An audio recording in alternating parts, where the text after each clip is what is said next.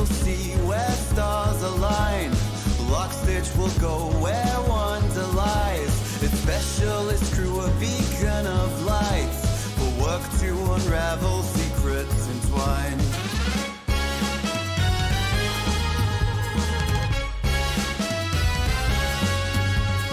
Lore with her care and lust for life, turning the cogs in her curious mind. Scales that tell stories of times long past. Deep in the echo, her interest is cast. Starborne Melody echoes in the deep. An ancient history, now our secrets to keep.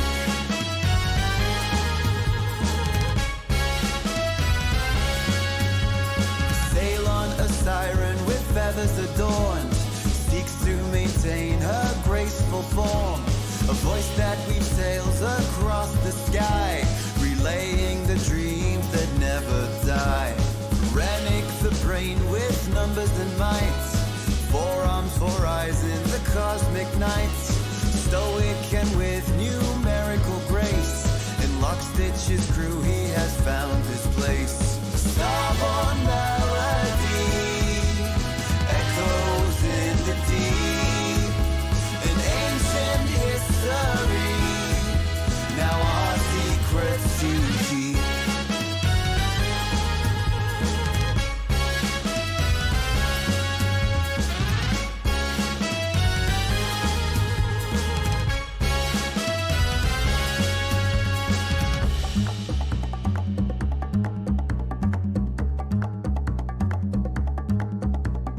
Pollux and Castor, the skillful pair, always the team with starry hair, with a bond so strong in the vast expanse, unveiling the secrets in cosmic dance.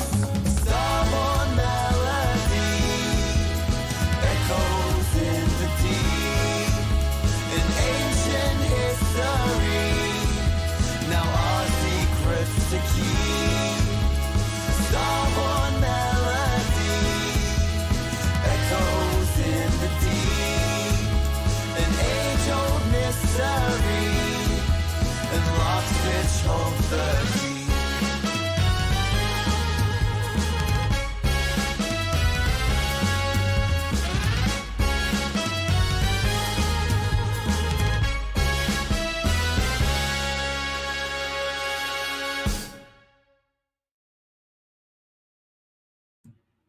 Hello, everybody, and welcome to episode 10 of season 4.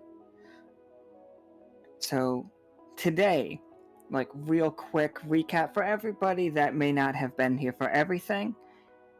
We are on Alkali. We are currently helping people out. We're rebuilding their homes. The game a couple days ago with Rosie and Clem and Quee. Who else was there? There was somebody else there. Talali, sorry. That's when Talali became fucking weird. Talali. We have been working on Turmeric's outpost for the most part for the last couple weeks, and now we are moving, just trying to help everybody. And they have asked the crew for help to move a large caravan to the city of Dolce, as they want to free that city from its salt. It's been imprisoned in salt in a while. We'll see it in a moment. But they are trying to bring tons of people. So if you are in the chat, you may be in the caravan helping them out as they move across. It is full of merchants, it is full of traders. These are people that are here excited for the aspect of adventure, excited to make money, excited to reclaim ancient homelands situations since Alto has fallen from above. It is close to Haven, so you guys have a pretty good way of helping them out. And yeah, So yeah, let's get into the introducing the players, and we'll get right on to this game.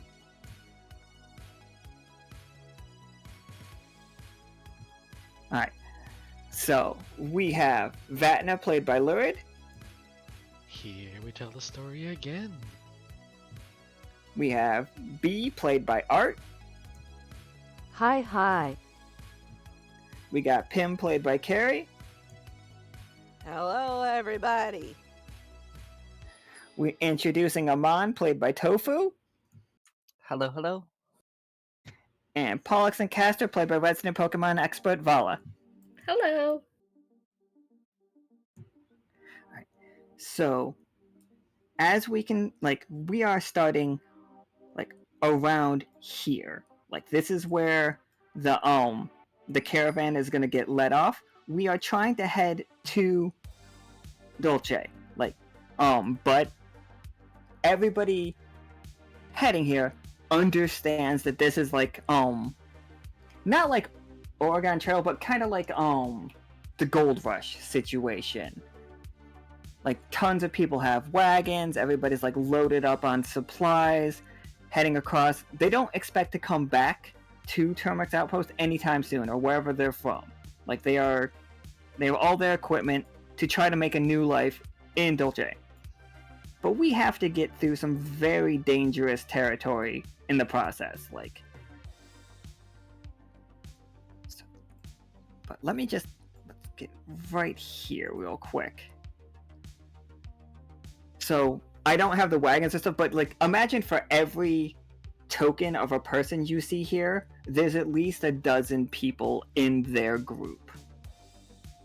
We are moving a large caravan of people.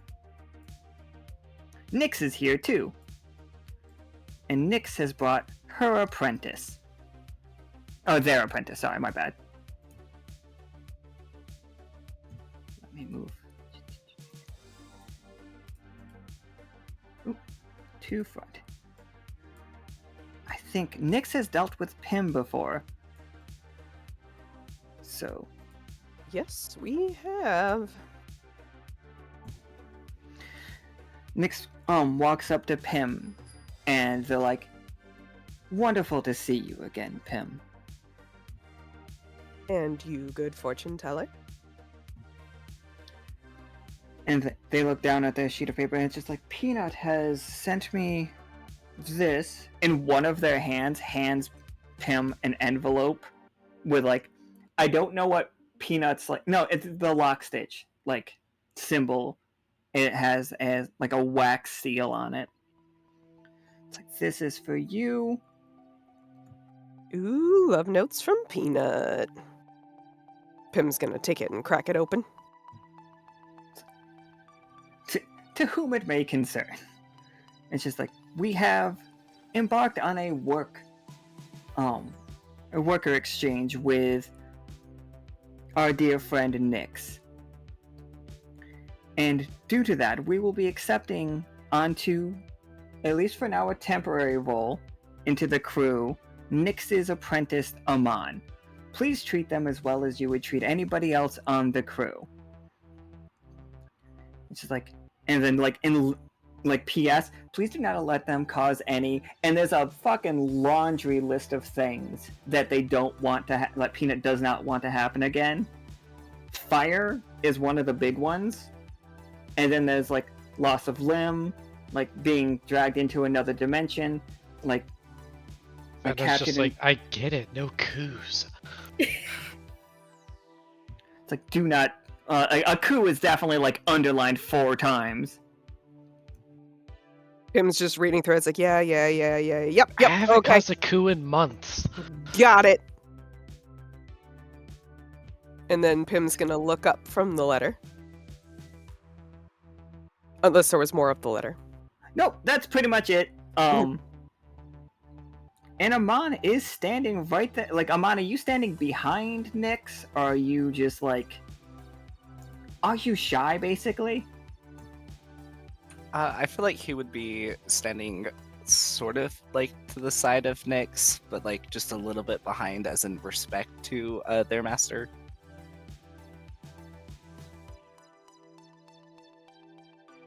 Question for Amon. Well, Pim's Are got your the eyes letter. glowing right now? His eyes are not glowing. Okay. Pim looking up from the letter is going to look at Amon and just be like, "Oh, I'm going to assume you are Amon then." That would be correct. Well, hi. I am Pim W. Tinger of the Lockstitch crew, and it looks like you're coming with us. It would appear that way. Well, I would And like to sorcelled introduce to meet you. to these folks. We've got Vatna. And sorcelled to meet you. This is Pollux and Castor. A pleasure. And my best friend forever. You don't know B is here. I don't know. Never mind. I have no idea that B is there. So this B is is in Vatna the and Pollux. crowd. Which, that's a great segue. B, if you're in the crowd, like trying not to call notice to yourself, or are you trying to like get noticed? Or are you trying just introducing yourself to people?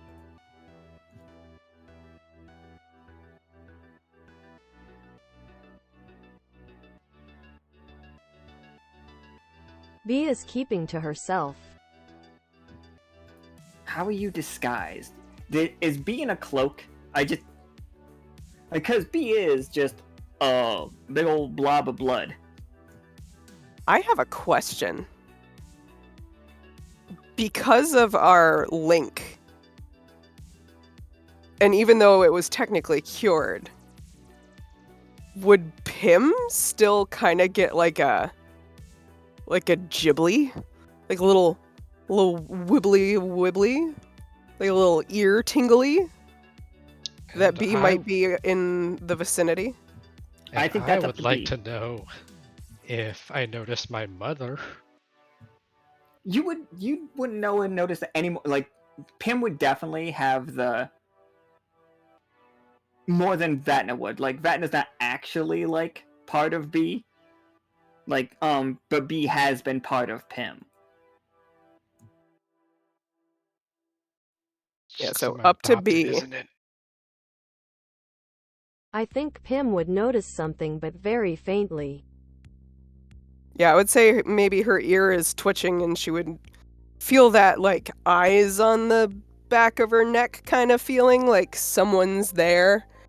And she would kind of, like, maybe peruse the crowd a little bit. But she's got that feeling that somebody's there. Yeah, roll me a 20-sider. I can do that. She has a big flappy hood pulled up, sort of keeping her back to them.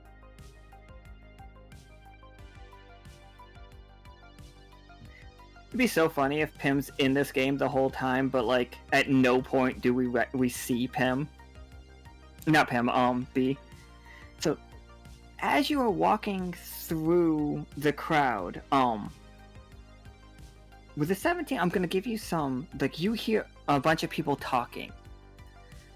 And like there's so many people just excited to get the caravan going. You see some of them have like large wagons. You see somebody that has a bunch of spices like on their thing, spice barrels. Sorry, that was the barrels are completely empty, but they are talking like, oh, we're gonna get so much of the good stuff, and it's just like, we can get it from the mines. Like if we cross by it, I wonder if they'll stop long enough. And then somebody's just like, it's just like, I've heard that deep in the salt mines, I heard deep in the salt mines, somebody stumbled onto an ancient vault. It's like, it's so much older than anything else. We're so excited. And then somebody's like, I've heard that vault holds massive treasure. And then somebody else says, I've heard that in that vault, it's more like a prison. Something's being kept in there that they don't want to let out. So I'm not going anywhere near it.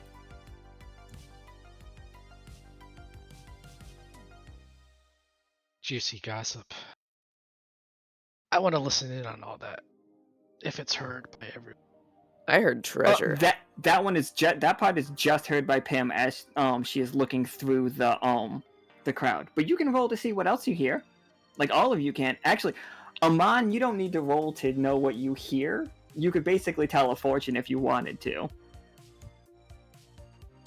I would like to roll my dice stitch.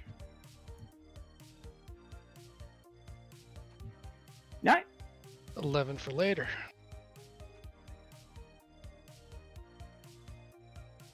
Next roll. So listen. A 12. So 12. So you're listening in. I think we've got. So you see many groups. Which group catches your eye? So there are folks that are definitely from the seasonal side coming by. I would say people from the Vernax Archipelago section of the Silver Thimble, people that are originally from Dyad but are leaving even the Silver Thimble to come try to like strike a witch out here. That would be some of like the salamander folk. There's a whole bunch, like a whole group of them. They've got wagons and a bunch of mining gear. There are some like beetle folk that are definitely of the Rue variety, not from happenstance. There are definitely some like squid people from that resemble the people from Haven. Which group are you interested in hearing a rumor from? The ones with the pickaxes. The ones with the pickaxes, the from the Silver Thimble are just like, whew. And it's can you believe we're traveling with these folks? And like you do see them like nod their head at you, and like the other members of the Lockstitch is just like, yeah, been getting a lot of bad press on the news lately. You think the Channel 6 is right about them being deviants? It's like, well, I don't know how right they are, but there's definitely something to these stories. I've seen them like come back. They have connections with that Ammon, and he's begun selling some pretty nasty stuff in the Undercity. Ho, ho, ho. People are keeping secrets. Is Bamman dealing drugs? Kind of. Well, drugs are being dealt out of his establishment now, but like, they're not. Illegal is a strong word because what is legal and what is not, but like, they are somewhat dangerous things. People are getting addicted to them for sure, because if you roll under a 15 when you get them, like, you become dependent on them. Bet Krieg is gonna tax that soon enough. Almost definitely.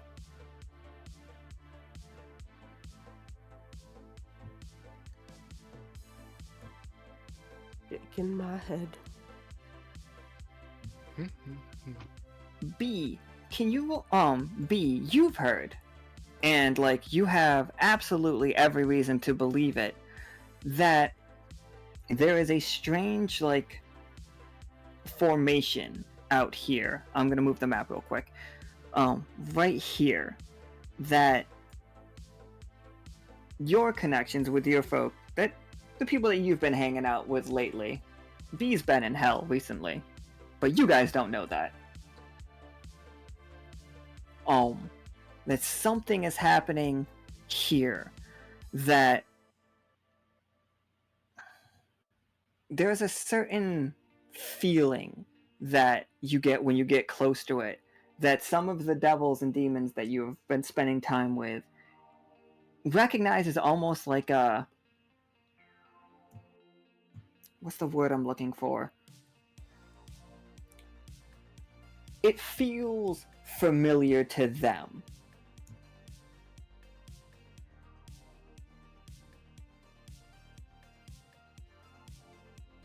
I think that is probably the underlying reason that B has joined this caravan.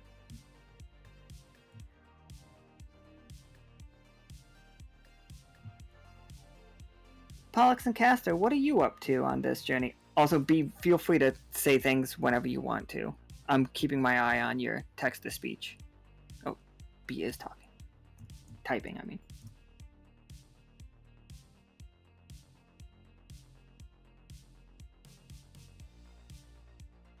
Would I know in what way they find it familiar? Yeah, actually. So, let me. Now we got to get the map of Sonnery up. Give me 1 second.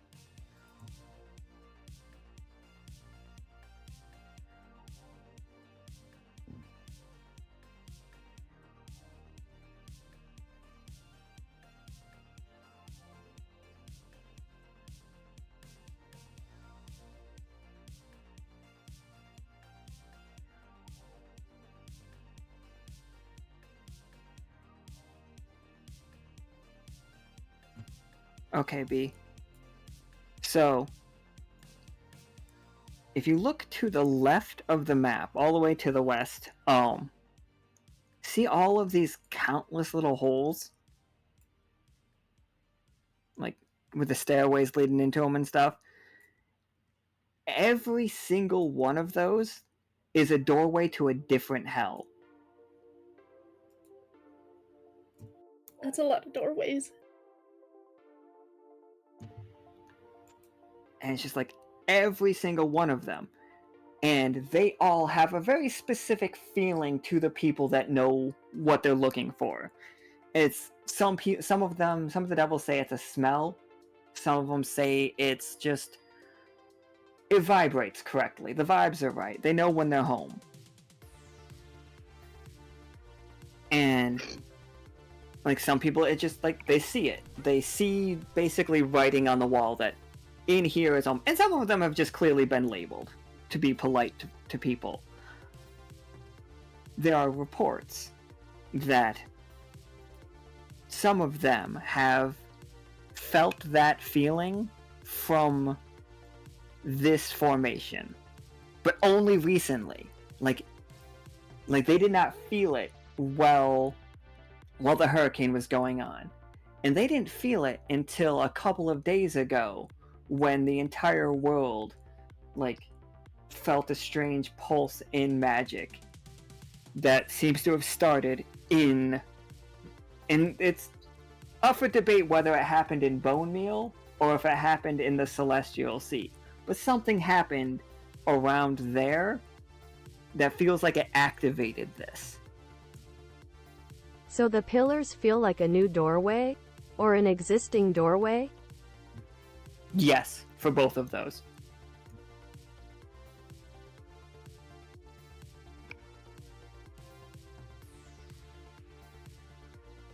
Okie dokie.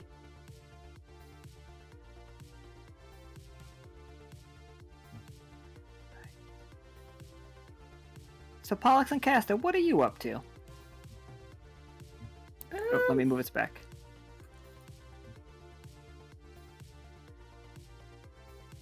I don't know, I feel like these two are just sort of along. I'm sorry, I accidentally let go of my push. They're sort of just along for the ride. Maybe listening in on things, seeing what they can gather. For sure, roll me a 20-sided. Let's see what kind of information you can gather. That was 18, almost a 2. That held onto that 2 for a very long time. Alright. 18. What rumor do I have for 18?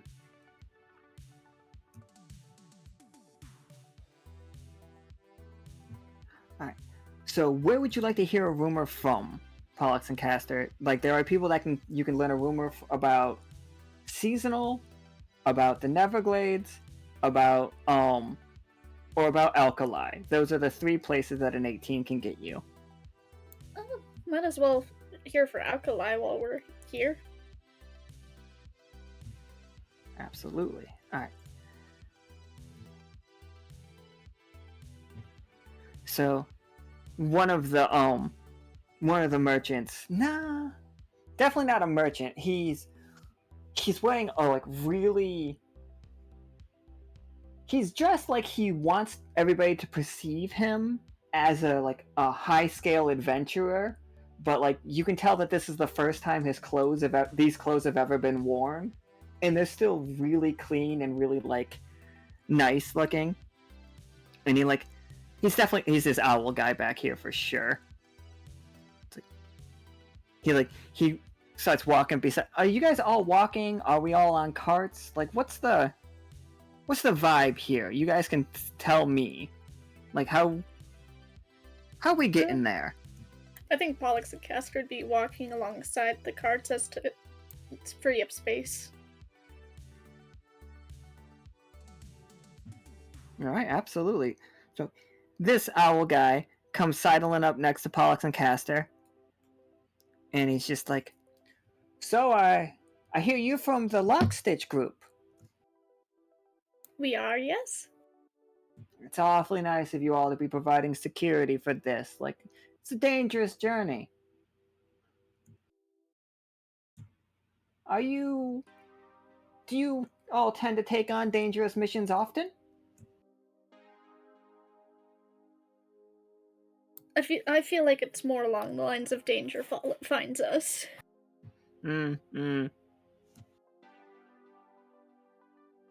My name's Barnaby. Nice to meet you. A pleasure. I am Pollux and this is Castor. Truly a delight. It's just like, now... It's like... I know we're going completely a different direction, but I have, on good authority, a bit of treasure. Well, maybe we could work together and get it found out. Have you heard of the legendary ship graveyard in the Alkalis Sea? He is talking about this, by the way. Okay. You don't have to have heard about it before. I can explain it to you here. I was gonna say they were just gonna shake their heads and be like, no, I don't believe we've heard of it. A tremendous whirlpool, said to have been going on for longer than even the hurricane did. It's been there forever. A lot of ships have tried to like skate on by or just go straight through. None have ever made it out. And he like raises a finger. But this is where their misfortune turns into our gain. As I have heard that something about the something about the alkali waters preserve everything on the ships. It's like the people obviously starve and die off over time, unable to escape. But the merchandise remains there. Perhaps we could get a deal going. If once this excursion is over, we can make our way over there and perhaps everyone benefits? I have been promised that this map, and he holds up a little like piece of paper, not showing you the map, but he holds up a piece of paper. It does look very old. Like, it looks incredibly old. Like, it looks like it's got like a burnt corner, and it looks like it's got like a coffee mug like ring on it. Like the paper's kind of brittle. I have it on good authority that this map will lead us directly there. It's the only in and out of the ship's graveyard. And it's just like, I'm very excited for just another adventure, if I could get you all involved. We'll certainly think about that.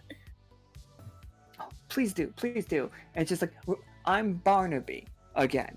Barnaby. A pleasure. He nods and he walks back. You definitely overhear him saying, I think they're into it, guys. It's like, we're gonna get it.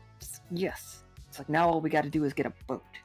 I want to approach the seasonal folk and say, your attire suggests you're ready for excavation.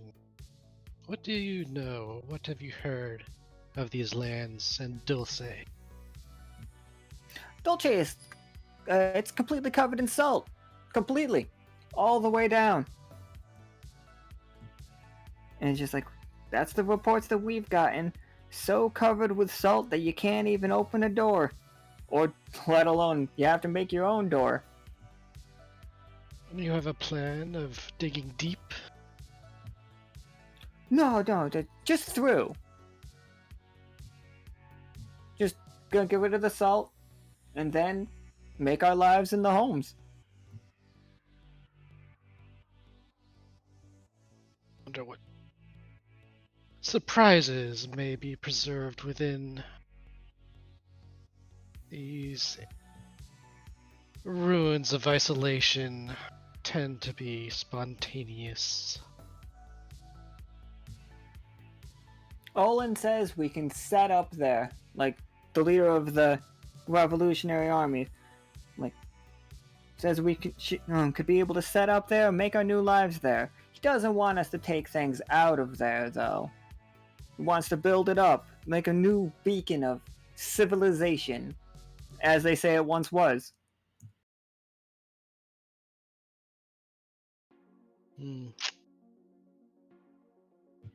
I speak not of only acquiring.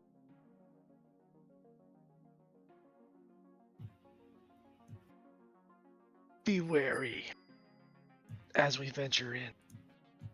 Of course, and then he points around at all of the rest of the crew around. It's just like, that's why we got you.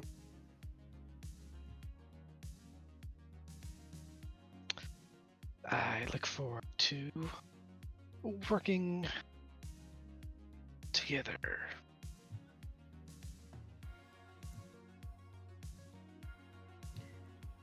Alright. Yeah. Professor Vatna. The little salamander guy like tips his hat to you, and he's like, Paul. Then I go try and find Pim. Absolutely. Okay, so, and now the cart has begun, moving, and so for right now, you guys in the chat, yeah, you Not Forgiven just said, the caravan is moving along. If you are looking to talk to people in the caravan, go right ahead, guys. That is what our NPC leaders will be helping us out with. Professor Winter and Not Forgiven, and I believe Akana and Leo. If you guys see Akana and Leo, I'm not forcing themselves on it. But yeah, no, absolutely. If you are with the caravan, if you want to be with the caravan, and you want to talk to people, say who you're talking to, and then hear about some of the rumors going around the world. Remember, they are only rumors, but all rumors have some basis in reality, so think of it that way. Pim, you're the most trailblazer of this group. Of these 4, 5 if you count B, but B's keeping to herself right now. Mm-hmm.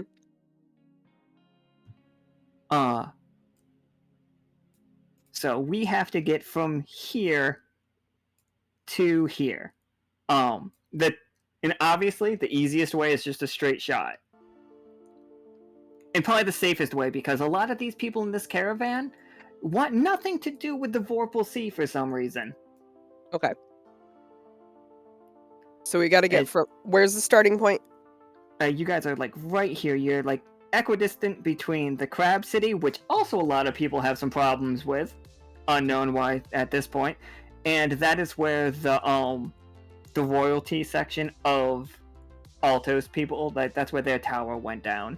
Okay. And how far away can we see that fish?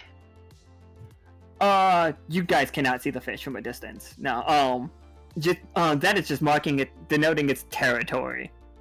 But it is a big fish. Alright, and we are trying to get we are in the middle and trying to get to Dolce. Dolce. And we're trying to avoid the Vorpal Sea. Yeah, they want to avoid the Vorpal Sea. Like, if you feel like you really need to lead this thing to the Vorpal Sea, go for it. But people don't want to go there. So we are right there. Yeah. Okay. So it really is a straight shot through the fish. Through the fish? It'd be fun to detour to the towers. So I am going to make a odd assumption that since you were talking about these towers being a portal to hell, that Justin would probably have a reaction to them. Oh yeah, for sure. Like, Justin can like catch a vibe. They are still actually I have no concept of how far that is. Let me see. Yeah, it's still about like 100 miles away from where you guys are right now. But he could definitely like. Well, what I'm saying is if we do that straight shot, the closer we get to where we're going, we're going to get closer to the towers. Right? Oh, yeah, for sure. So there'll be like a draw.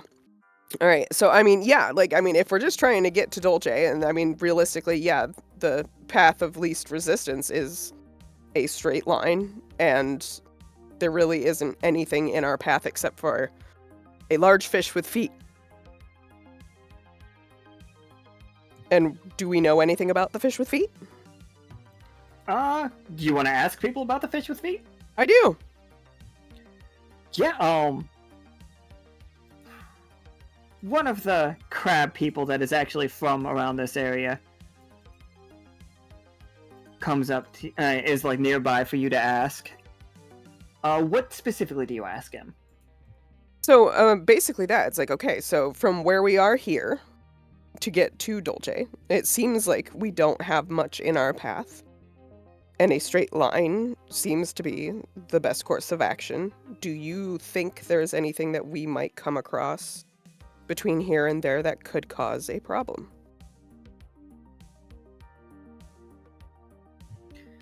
He's just like, well, we're crossing pretty close to the Hyuk Fish.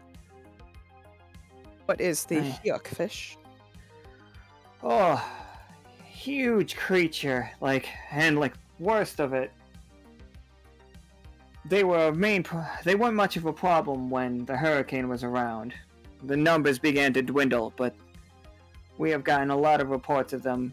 It points to the cracks in the ground, just like making their way out from their subterranean hibernation. Ancient and giant. They're the predators of this side of the world, but they mostly, and he hits his own carapace. They like us. It's why we wanted this caravan more than anything. They can quickly chomp down on one of us and suck our insides out in a matter of seconds. Any crab folk knows to fear the Hyuk Fish. Okay. So the Hyuk Fish might be a problem, eh? So, do you have any suggestions on how to avoid the Hyuk Fish? If it was up to me, I'd say we get as close as we can to those mines. We make it for the coast. We travel to Dolce. It'll be a little bit longer. It might take a little while. And we're gonna get a little wetter because the tides come in. But for me personally, it's safer to go, and he like points at your map. He's like, I say we go this way, and then we get to Dolce.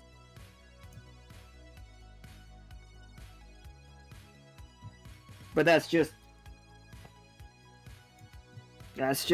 my simple opinion. You guys are you're here to escort us. If we run into one of those things, you guys got us, right?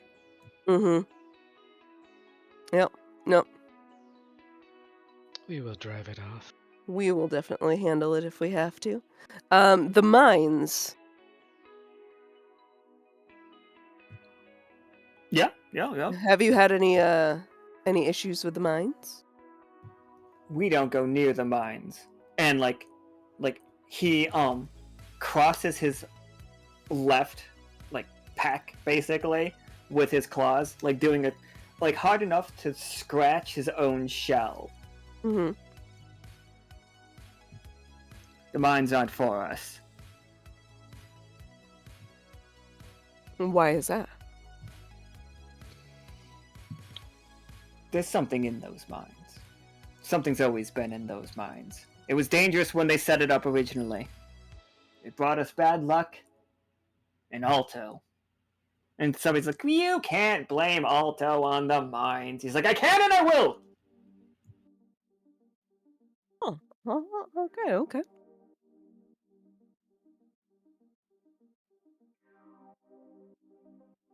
So just bad luck? And it's just like, bad luck and bad doors. Bad doors. Okay. Well, thank you.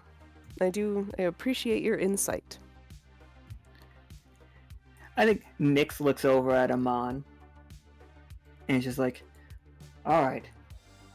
This is gonna be your crew for a while. I have a bit of adventure of my own to head off to. Just respect their ideas, but do not you don't have to listen to everything they say. Some of these people are out of their mind. Seems to be the case. It's just like a couple things I'm gonna offer you as words of advice. Firstly, do not trust Krieg. I'm pretty sure he's a thief. Amon pulls out a little notebook and begins taking notes. Do not trust Krieg.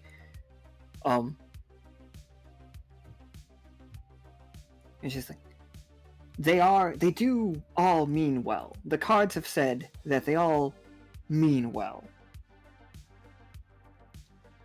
Though I hope that we can help steer them in a better direction. Everything that you've heard, if you've heard anything from Channel 6, that is mostly lies or embellished.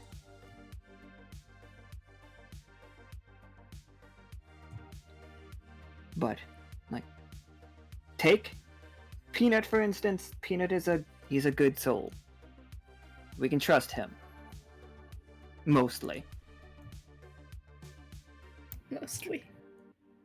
Whatever you do, do not let them lick you. Not Peanut. I mean any of them in general. I'm sorry. Are they known to lick people? Team lick! Team lick.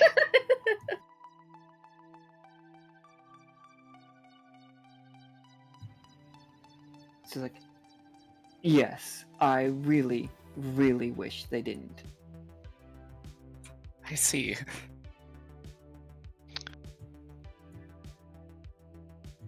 Roll me. Wait, how many major arcana are in a normal tarot deck? I always forget. I had it for a moment. That's how many cards are together. There's 12 major arcana, I think. No, 22 major arcana. Bit of a gambler.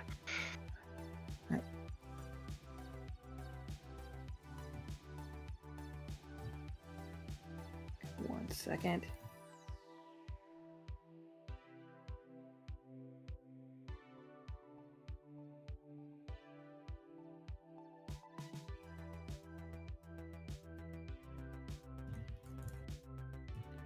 Can you give me a D22?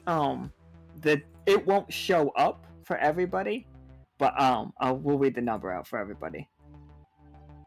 And this is the card that Nyx pulls a card out of the air and she is handing it to you. How would I roll that? Do I just do like /R Slash D22? roll, /R space 1d22.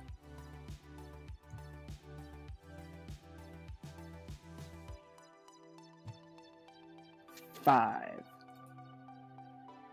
So the Emperor is the card that she hands to you.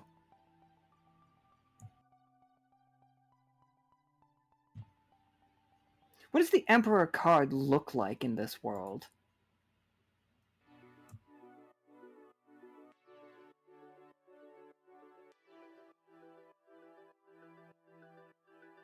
It's just Reedy.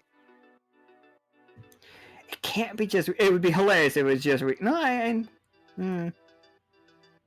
It is just a dude sitting on a throne, but I don't know if Amon or Nyx really know Reedy. Salamander King. I mean, King Sal would be fitting. The leader of the I think. alchemists. Or maybe it's Multiple even... frogs, but one has a crown. B's got it. Sorry, guys. It's just a bunch of frogs, one with a crown. A majestic creature.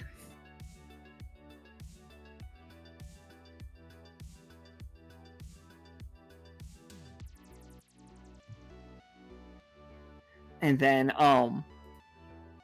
you see Nyx, puts one of the hands, one of her floating hands on your shoulder and just you've got this one.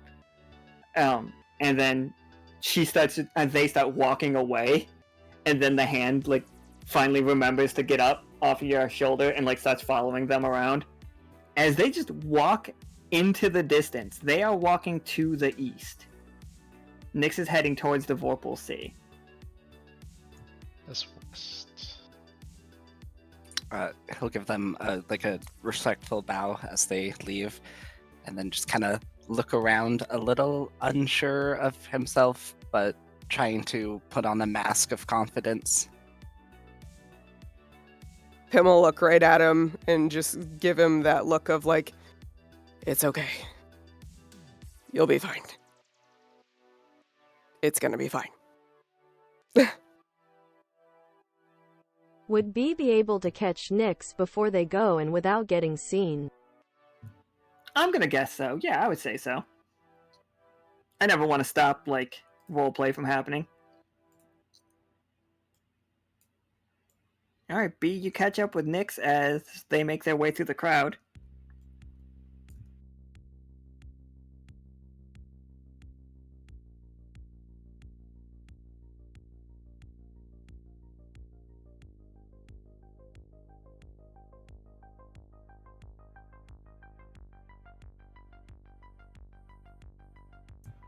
I know Art is currently typing, so. I wanna just ask them one question. I won't tell them who I am, just ask if they really believe the crew means well. Nyx turns to the cloaked figure and taps their chin. I believe they mean well. I believe impulse takes over. I believe they do things and they wrote it down as a quote at some point, and they pull out one of their cards and it just says, they do it for the lols. I'm not entirely sure what it means, but I've gathered that they do what makes them happy. I don't think they are trying to hurt anybody. Do you believe otherwise?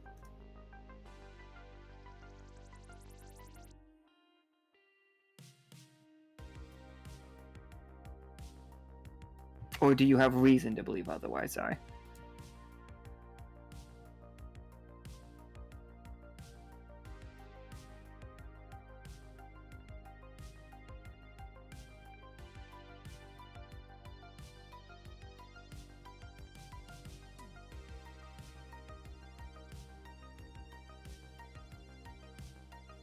I don't think they want to hurt anyone, but I think they don't think before they act, and the lulls aren't always that funny. Nyx nods and nods. Perhaps they just need a conscience. And one of the hands rests on B's shoulder's a strong word? Head?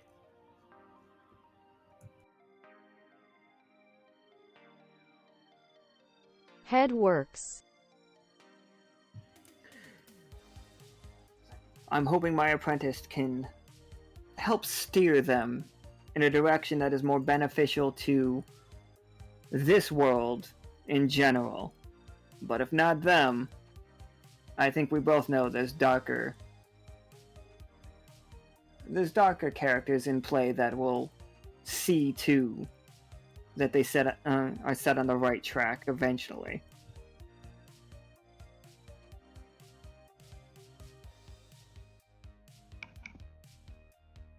Out of character, Vatna has been trying to rift responsibly.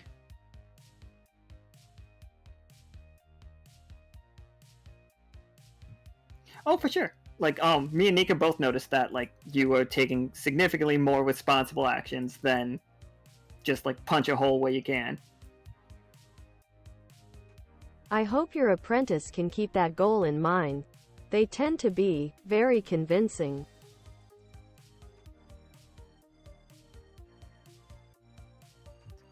Who doesn't like a little fun? But it's dangerous. Don't worry. I'm doing my part to show them the error of some of their ways.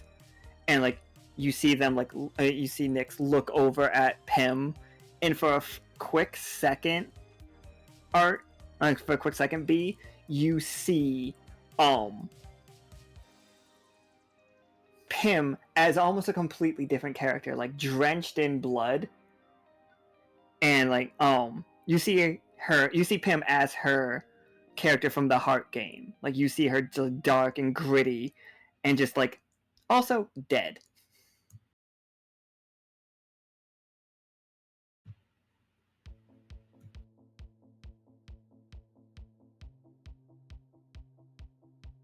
B makes a small sad noise and just nods.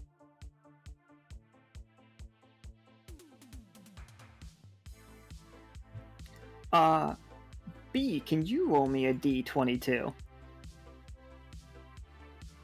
Or just a D20. Just roll me a D20. I'll cut the first two off. Or the Emperor is not going to be there. 9. So, Nyx hands you the tarot card of Strength. Which is actually really good, because apparently it's courage, persuasion, influence, and compassion.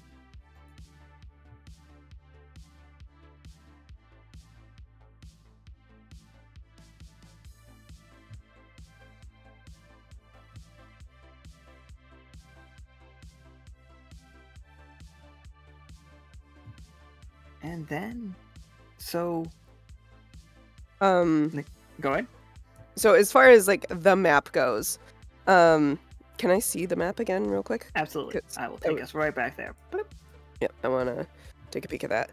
Cause okay, so this is the you said this is like a crab city. That is the Crab City. They are Um, very territorial. They will like you guys more if we can, like, make Alkali better. Make Alkali better.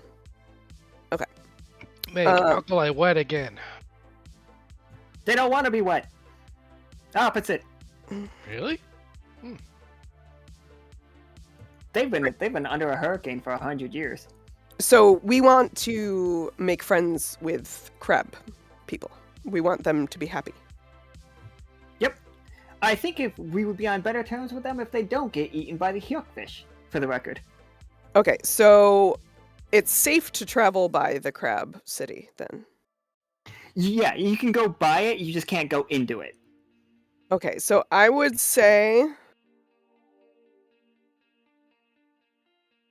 for the sake of fucking science, let's go past the crab city, down and near the towers, because I am fucking curious. And then into Dolce. Yep. I give Pim a happy thumbs up.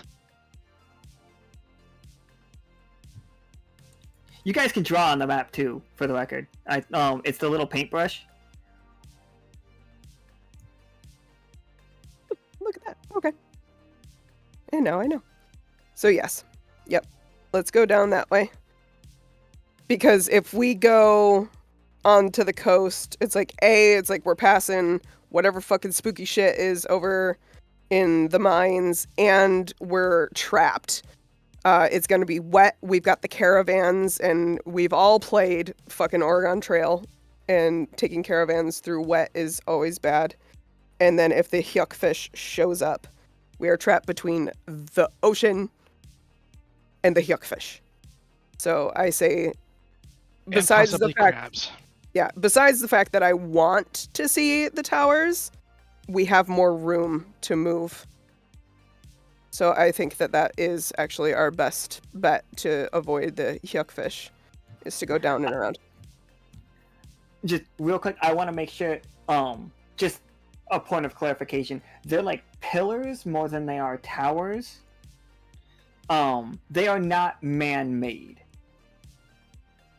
Okay. They are towering pillars of stone, but not explicitly towers themselves. Yeah. Okay, just making sure that when we get there, it's just like, hey, how come there's no windows and shit here? No, I figured they looked like they do on the map. Yeah. All right. Go, yeah. Yep, I would make that suggestion. Give me a navigations check situation.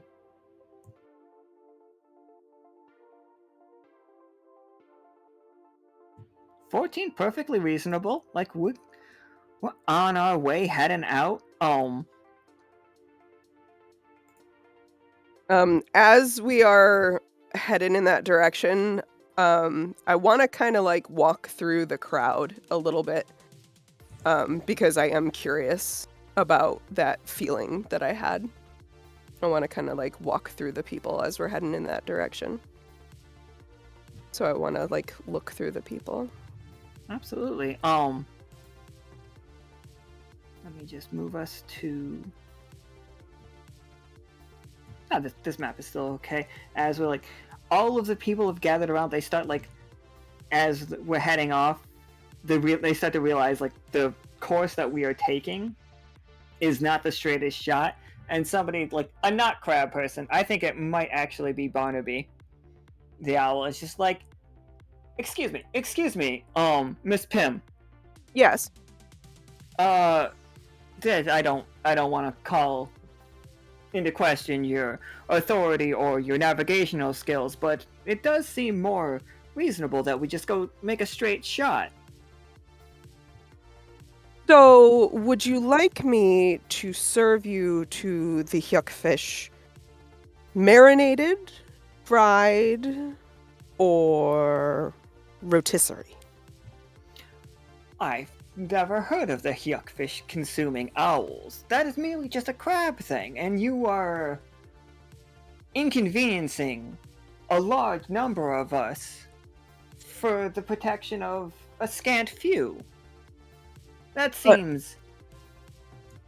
Unfortunately, even though it may just be a few, it might not just attack the people, but also the caravans themselves.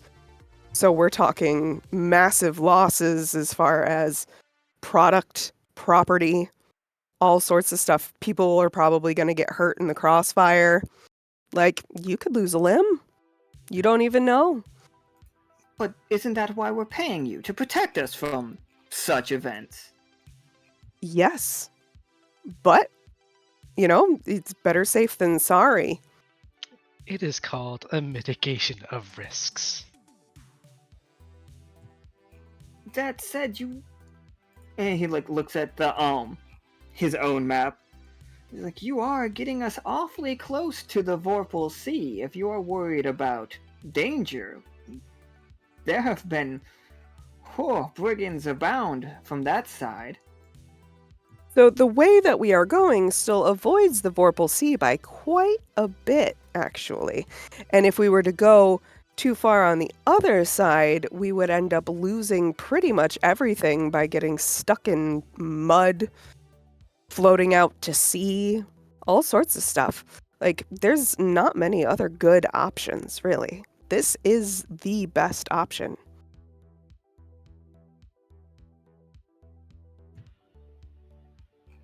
Barnaby's just like, fair enough, fair enough. I tried to say my piece. And he walks back to the his group. He's just like, pretty sure they're scared, guys. They're scared of the Hyuk Fish. Can you believe it? Tim's Don't even gonna think it's- smile at him with the really creepy smile that she gained in the Dreamworm game. I think the two people he's talking to both just see that, but his back is to you. So like those two are scared of you, but Barnaby still just dickhead. Fucking Barnaby. Pollux and Castor. Oh, did I get to wander through the crowd at all? And Oh take yeah, a yeah, peek? yeah. Well, yeah, for sure. We'll get Oh, okay. you there for a second. In just a second. Pollux and Castor. Like, what are you two up to right now? Like, as the crowd's moving, like you will definitely immediately notice that some people are happy with the path that we're taking. But some people are definitely upset. I think the merchants and the folks with the pickaxes and stuff that are really looking forward to getting to Dolce and getting their new lives started are the ones that are grumbling about it. But you see a large number of, like, the best word I can use is archaeologists that are super excited about the fact that we are going the path that we are. I think Pollux and Castor would be a bit curious to know why the archaeologists are excited.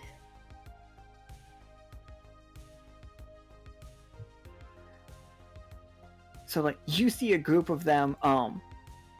We're gonna keep using this one for now, I guess, because that's where like all the tokens are. You see this little frog guy wearing a fez. I love him. Let's bring him to the front. Frog guy, like, wearing a fez, who's also pretty close to some strange cloaked figure. Don't worry about that one. He's an archaeologist, and you see him, like, he has, like, a stack of books. You know how Thaddeus is always, like, has a holster of books on his back? This guy does too, but, have you guys ever played the game Death Stranding? Like, I've never played it, but I've seen it with, like, huge backpacks that are just, like, strapped down. Like, he has more books on his back than, like, most private libraries have. And, like, he's got a crowd of people around him that all have scrolls and stuff, and they're looking through them as Pollux and Castor comes up to them. And they're like, oh, hello!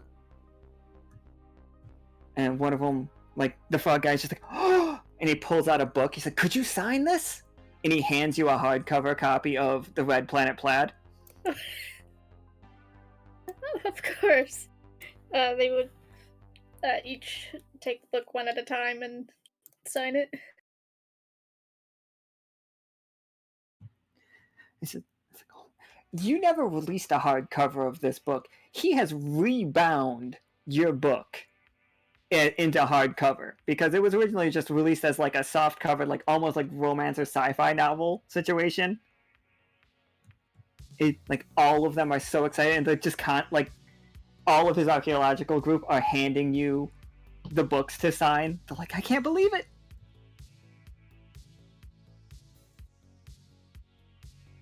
I guess I'm just signing a lot of books. Is it true? Is it true that you have seen other worlds? It is. So there are other worlds out there. Yep, and each and every one of them is about as different sides here are. folks at the Dorian city they weren't lying. And it's just like there's a bunch of whispers going back and forth between them all. Are you guys going back into is it space? Are you going to other worlds again? B is sitting right there, like listening in on the conversation, by the way.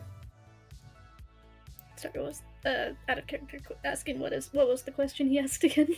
Do you all plan on going back into space? Like, do you plan on like trying to make those journeys again?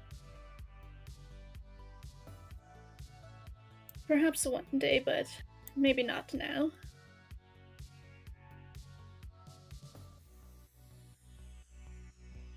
And one woman in the back. Are you writing a sequel to Red Planet Plaid?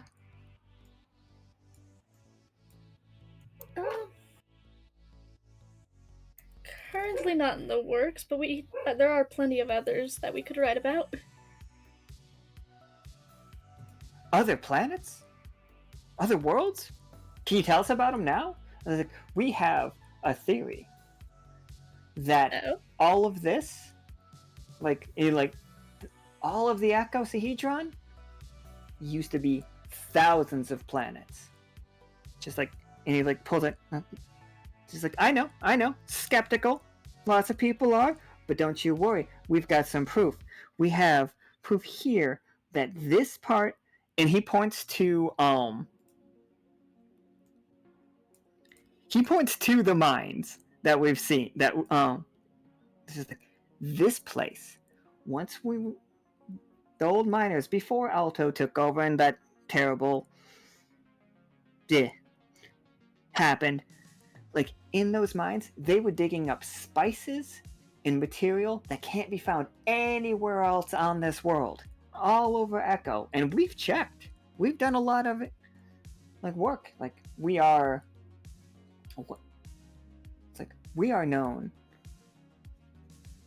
all across the icosahedron as, just well-known group of scholars. They just call us the scholars. And he literally, as you guys are going, he is juggling books to show you multiple pictures. He's just like, look here, you see this, and you see the flashiest, most ostentatious looking sword, version of Excalibur. You guys, you know what I mean? He's like, yeah, Excalibur has to look like that in a movie, because how else would you know that it's Excalibur? But Jesus Christ, nobody would use that. And it's just this was made with materials from those mines, and it has power that is unequaled by almost anything that we've seen until, of course, you all arrived. And then the silver thimble contains very similar materials to the materials that we have found in those mines. You all are working with what's the word? Is it more just materials again? You all are working with some of the stuff that you have made is incredibly similar to the stuff that we mine out that they mined out of that cave hundreds of years ago, well before you ever arrived.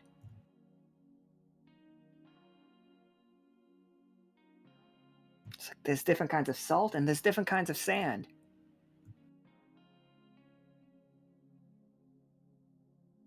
And people are scared of some superstition of the caves, and we believe, and we have it on good authority.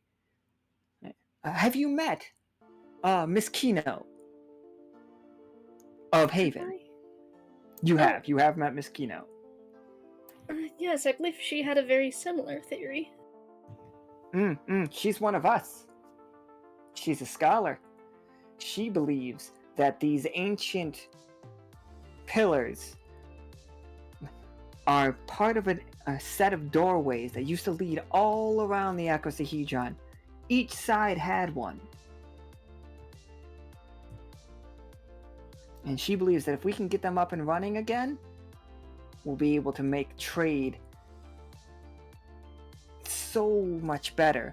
Think about travel time, a thing of the past.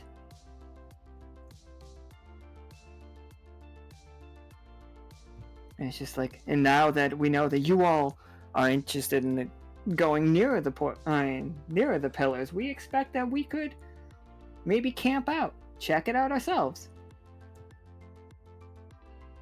Perhaps. But we are all incredibly excited. If we could change paths and hit both the pillars and the mines, we could sweeten the pot for you and your friends, all of them. It's a little risk, but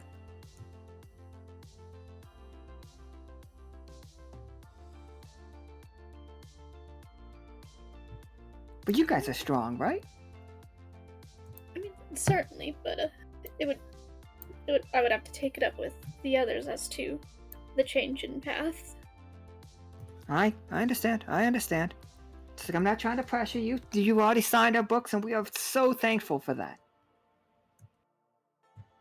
Do you know Thaddeus? Have I met Thaddeus? You would at least know of Thaddeus. I know of Thaddeus. He's just like, He's gonna be one of us soon. So proud.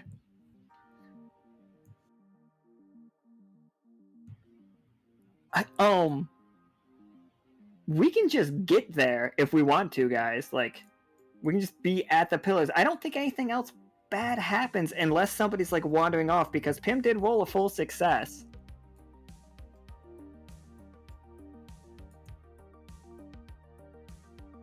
Do I wander through the crowd before we get to the pillars? Probably. Are you trying to find like that feeling? Is that the tinglies? Okay. Yeah. I'm looking for the tinglies. I don't think this is a roll. I think this is up to Art at whether or not she wants B found.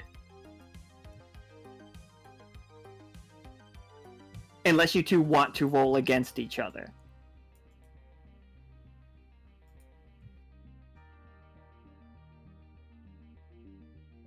I'm down for a roll. Okay. Alright. So, B and Pim, go ahead and roll 20-siders. 1 to find, 1 to hide. Alright, so it's a 12 for B, but a 3 for Pim. So yeah, B, how are you staying away from Pim during this?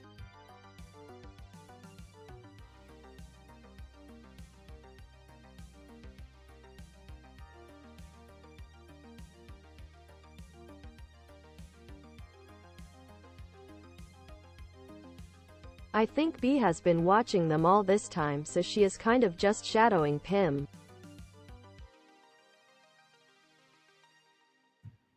Just following Pim around. As Pim's looking. What the hell is that? And then it's just like, Yeah, Justin's definitely losing his shit too.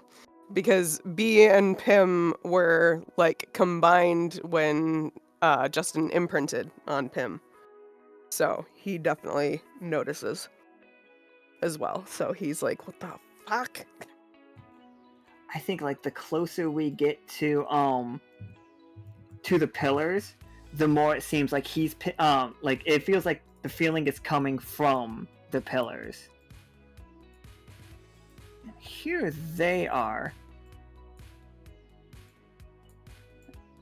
The frog and his archaeological group are just like running up to them, like all of them, like notebooks out, tons of like calipers and compasses. Everything's like coming out like in a ridiculous. I'm picturing, you know, the way that like in anime, like ninjas will have those giant scrolls that they pull off their back and like lay out. Like it's that kind of thing, but just for archaeologists instead. I definitely think the snail guy is one of them too, because he's great. What do we like? We get up to it. You guys, this is close to as they was described. You don't get a particular hell feeling for it, but you feel weird around it, almost like it wants to pull you in, and that goes the same for Vatna.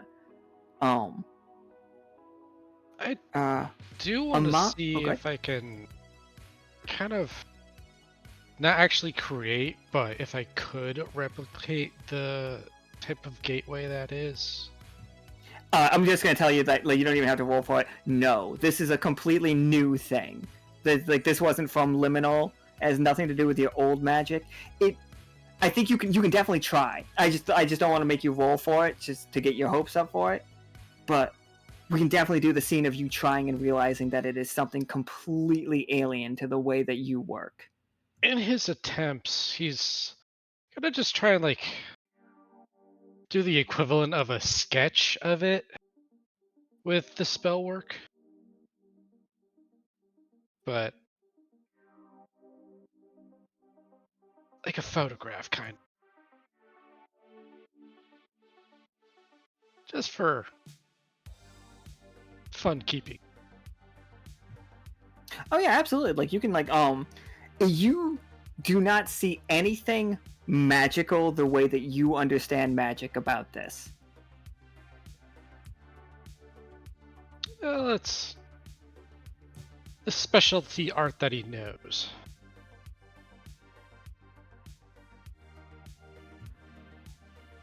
Amon, rather than a plain photograph. Oh yeah, we're good. Yeah, absolutely. Amon, as you get close to it, the closer that you guys get, and like you can look when you're looking directly through them, the two of them, you can tell two things. Like all of you can tell this immediately. These two used to be connected. Like they used to be something that went across. And second, you get the feeling of not the call of the void. You don't want to jump in, but you know when you're standing at the edge of something and you look down, like basically you feel like you're at the top of a skyscraper looking down at the ground with no guardrail. Like your toes are hanging off the edge. That is the feeling that Amon gets, and I'm not going to tell you whether or not Amon likes Vertigo? that or not. That's up to you. Vertigo. I was gonna say like vertigo. Vertigo's a good way to put it, but like some people really like that feeling. I think those people are crazy. But I don't want to like an adrenaline rush kind of like a deal. Well, I'm yeah, also staying close to Pim to just hold. Oh my god, it's a Stargate. I want to go in and lick the pillar.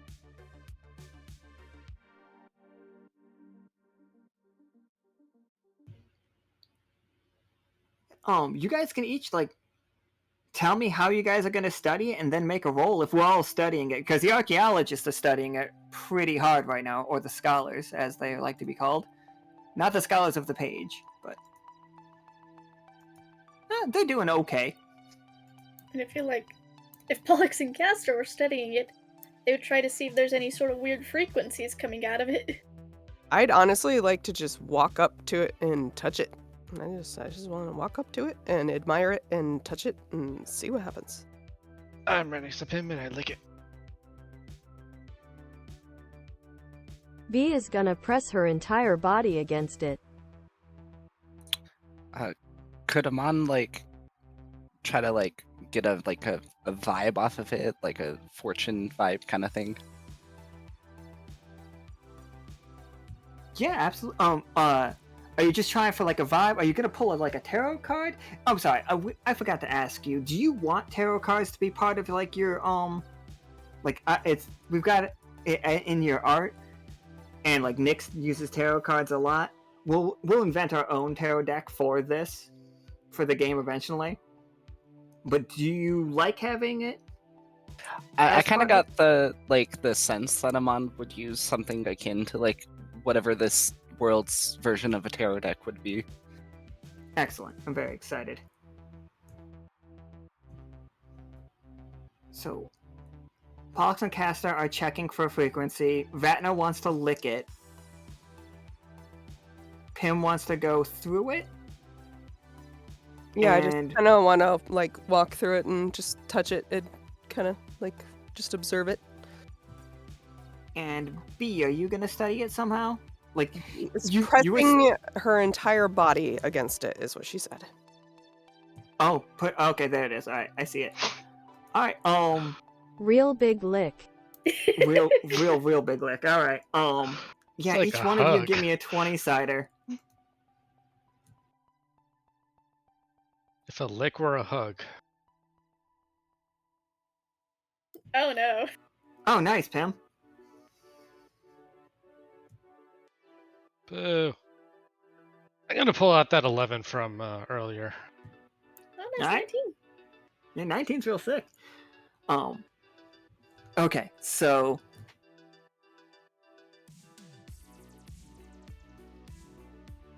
let's see. All right, so Pollux and Castor, you rolled an 11. There is a frequency here. Like, there is a resonance. It strikes you as you hear a song that you have not heard in what feels like forever. Like, this song comes from not the liminal plane, but wherever you came from before that. Oh.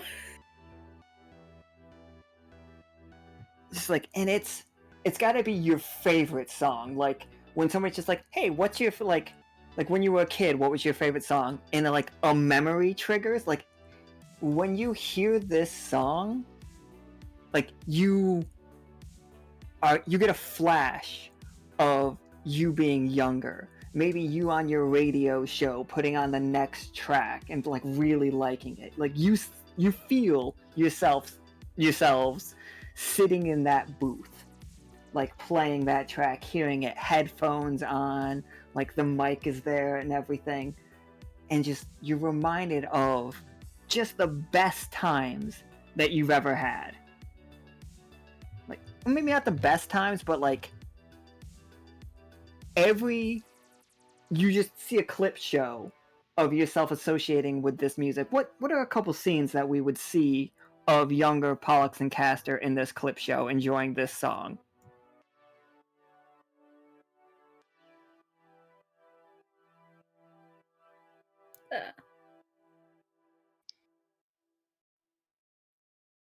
My mind has drawn a blank.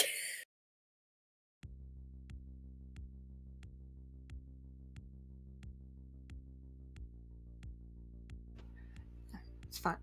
We can move on to the next one real quick. What, like, if you want to think of them, absolutely let me know. I'm gonna go to. So Vatna, if you lick the outside of it, nothing. Like, it's just salty, and like the way that everything on this side of the world tastes good, because it, like, everything on this side of the world feels seasoned. Like, absolutely everything. The ground is seasoned, the rocks are seasoned. This thing is definitely seasoned. It's very salty, but with a hint of turmeric, paprika, all of like delicious things, and whatever this world's spices are like too. What does the rim of the portal taste like? I just do not need you saying you're licking the rim. But as you do, that tastes like the very first thing that you ever tasted. Like, you are having memory of your first legitimate meal. Oh, that would have been poultry tenders, fried poultry tenders. He was a wee larva in a bar somewhere on a table, being fed by a madman. Like, nostalgia is kicking in, like, really, really hard nostalgia, to the point where, like, Vatna, you don't notice it at first, but, like, you're crying. Not, like, in a bad way, you know? You guys ever just have, like, a memory that just suddenly, like, triggers, like, some tears? The Ratatouille scene. Yeah, basically that. Yeah, you are getting the Ratatouille scene. That is exactly what Vatna is getting.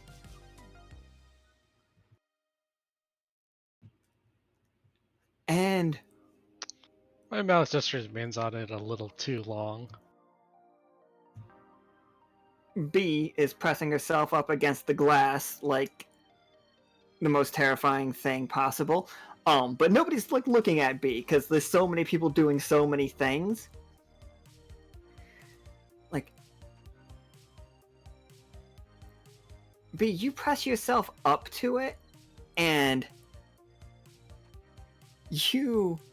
a piece like you are experiencing memories of joy fully. Like, you are having a good time.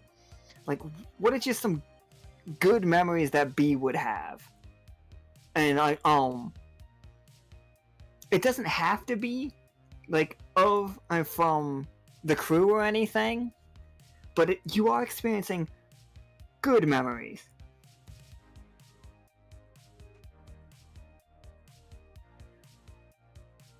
The academy days, pretending to be a fire in the lab exam.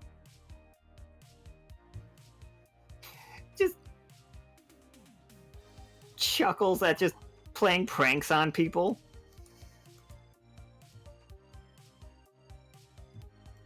Absolutely. And next we've got Amon. We're gonna get to your one last, Pim. Save Amon. the best for last. Well, yeah, sure. Amon, you get the vibe that through this there is something. They turned it into a 20, so do I explain how these things will work?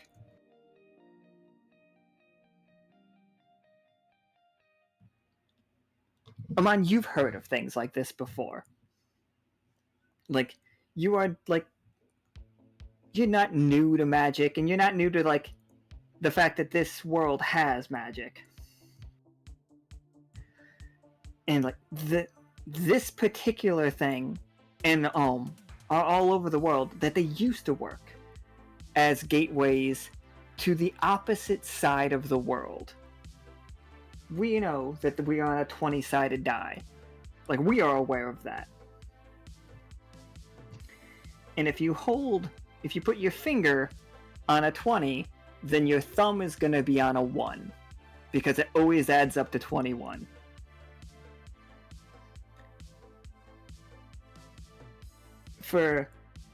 Just because, like, what we would know, Amon, we are on side 13.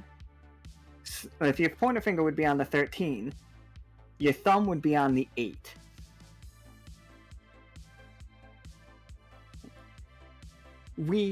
This leads to a terrifying place.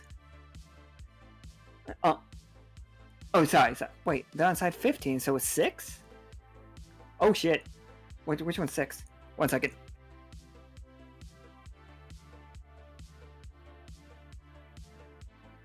Oh no, everything I said is wrong then. I read them wrong. I thought we were on side 13. We are on side 15.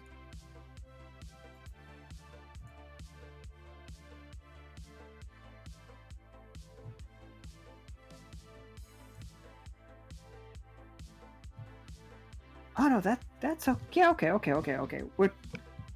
I'm sorry. I messed up, guys. My math was wrong. I fucked up badly. But we'll keep what I said before. Amon, you see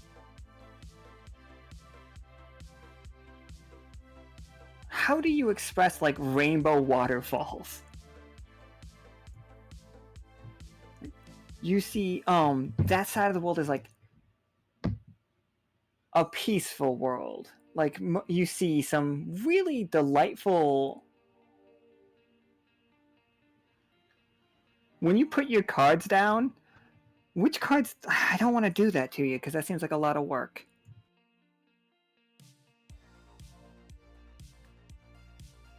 No, I'm gonna keep it. This gateway has to lead to 8 because I already said it. There is the other side of this gate is memories.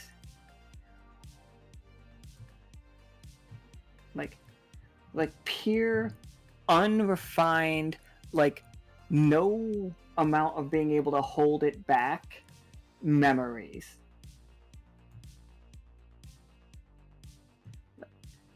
You know how like sometimes you'll think of a memory that you don't want to think of, but you can just cringe away and just think of something else real fast?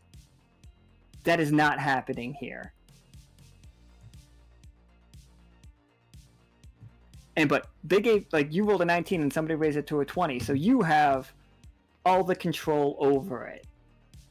That you can put this away. And with your 20, you notice, A, that this leads to a very, like, if this thing gets up and running again, it's a two-way street, and it is dangerous. The second thing you notice is, this was broken on purpose.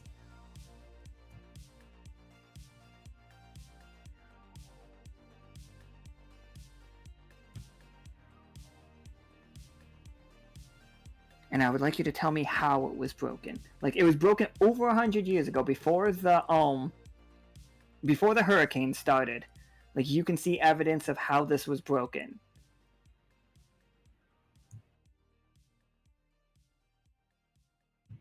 Was it broken by magic, technology? Did somebody just come with hammers and break it down? I feel like it being 100 years ago, Amon's kind of like studying it, and based on how like things are broken, he'll probably deduce that some sort of explosive was used. Okay, explosives. Whether that be magical or technical is up to debate, though. Absolutely, for sure. So, like, you can see that they blew the hell out of the space in between. Like, it's not like on the ground somewhere the space, like, that is there. They have literally just set bombs for it.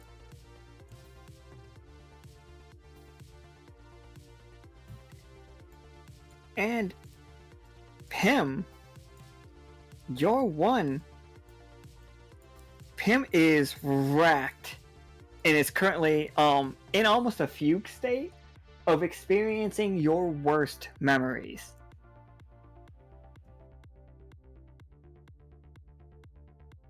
And like, you didn't go anywhere, but like the lights are not on if you guys are looking at Pim. It's got that like 1,000-yard stare. Yeah, what are you seeing? Oh god. So it's probably like replaying some of those like dream sequences.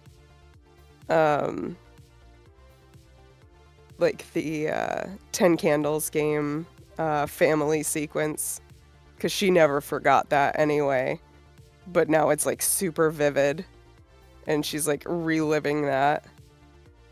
And then like it's just like bouncing all those like horrible like nightmare experiences just like back and forth.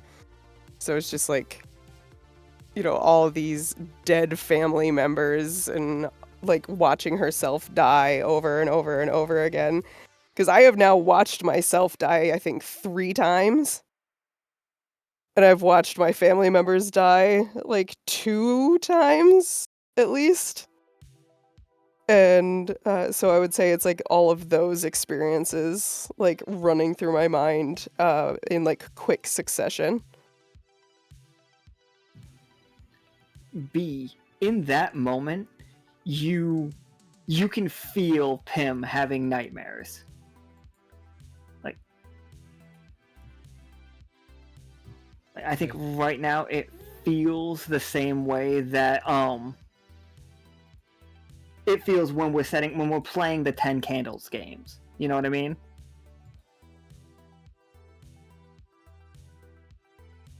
Are the other around her? I Vatna think the is other right next to her. Vatna can be right there next to her, but currently licking the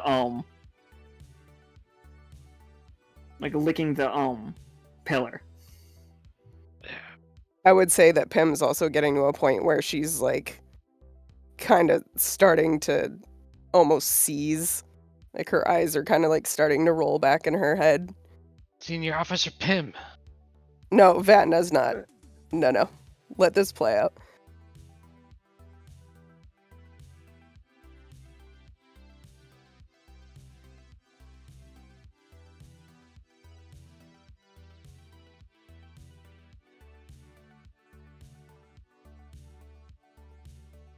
V's going to give up hiding and walk up behind Pim.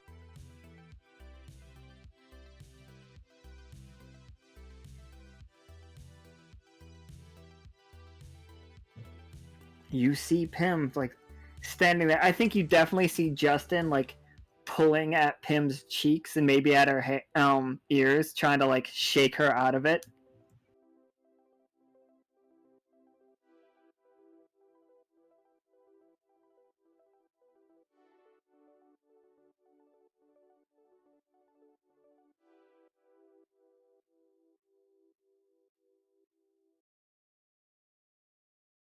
Without a word, she'll just wrap her cloak and arms around Pim and tell her it's going to be okay.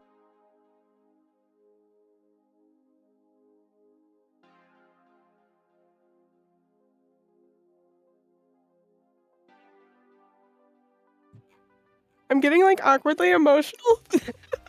Oh.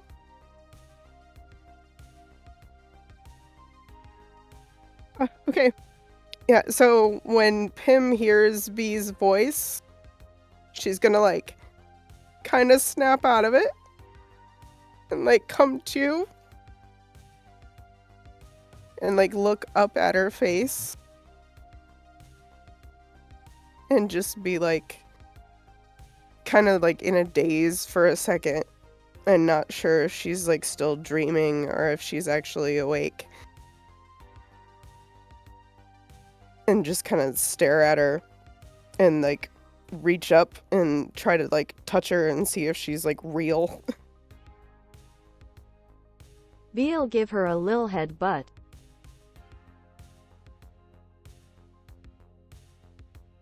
Yeah, Pim's just gonna immediately start crying.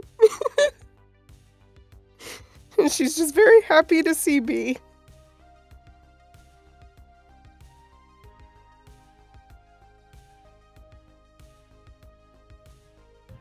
So yeah, with that, like, B, you definitely snap Pim out of it.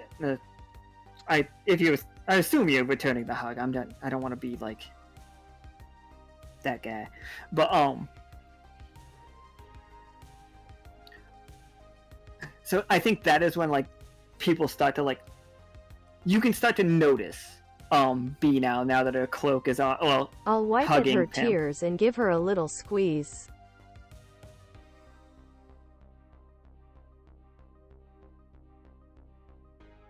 I'm done crying, guys. I'm fine.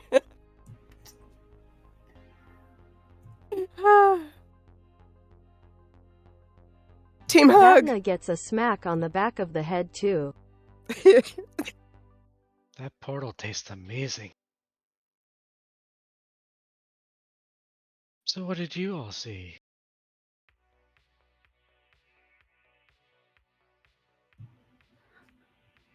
I think like the archaeologists are starting to set up camp. Like they are prepared to stay the night as like the sun is beginning to go down.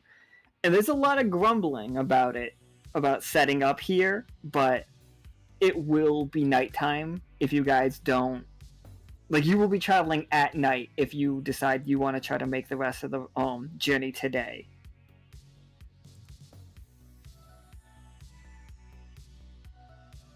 And considering we don't know how this landscape is at night, it probably would be best to hunker down somewhere.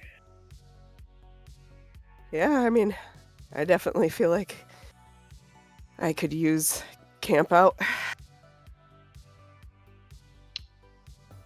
Perhaps away from this bridge to somewhere. I would have to agree. I don't feel safe setting up here. Okay. Let's move. Let's find a safer spot. I B, know are of you no coming with way us? to interact with that.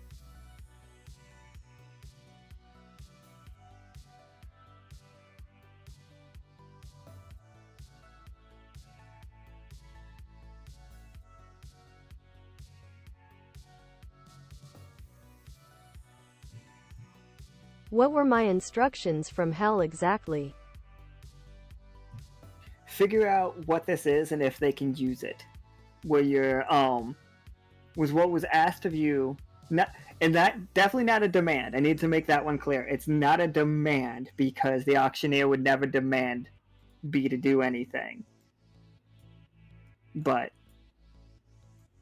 he the auctioneer is interested in, can he use this to make money? Or to make... He doesn't want money as much as he likes favors, if that makes sense. He wants everybody to owe him. V's gonna follow them for now.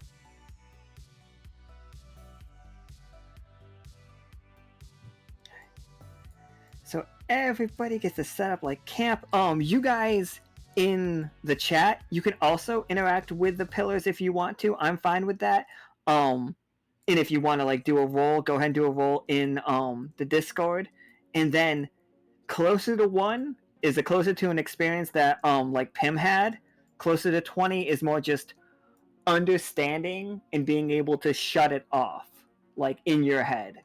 Like 1, you get lost in your own negative memories. I think the sweet spot is probably like 11 to 12, where you get to live like your own fun memories that you had, like of like tasting something great, hearing a song that you enjoyed, reliving really fun memories that you have.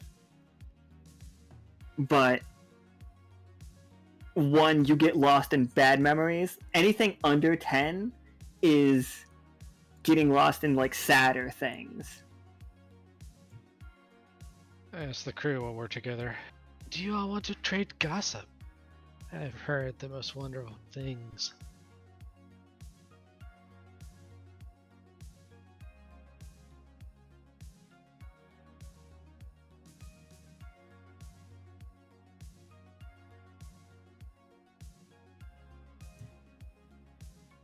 And like they're setting up a camp. Like B, you're with these guys now, right? Like,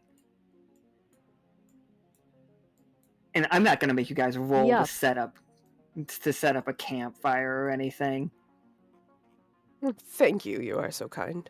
I know, that's just like that would be just a rude thing. Yeah, I would say like Pim's, kind of sitting around campfire, like shaking off the ick, and tries to, talk to Bee. She's just like awestruck at like seeing her after all this time. Is definitely curious, like. So she's gonna look at Bee and just be like, "Listen, like, where have you been?"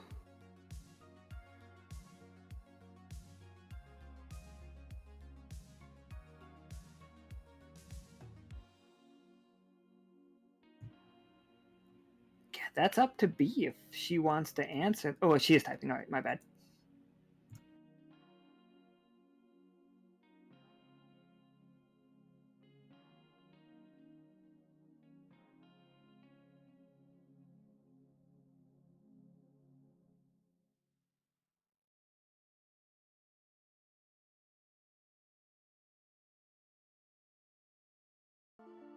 I'll give vague answers. I was in hell, but nothing beyond that.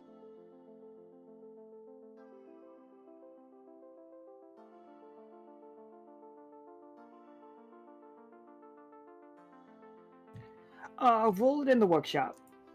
If you guys can. That channel has die permission. Also, production value. B is with you guys, but she's also giving off a kind of distance vibe.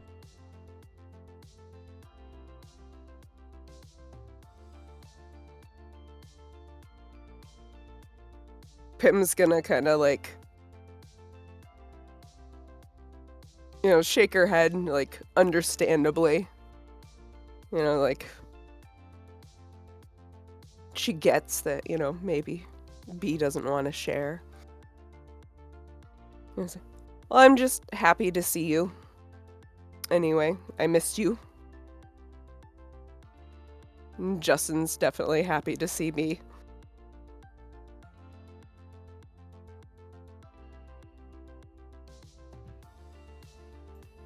I missed you too and little Justin.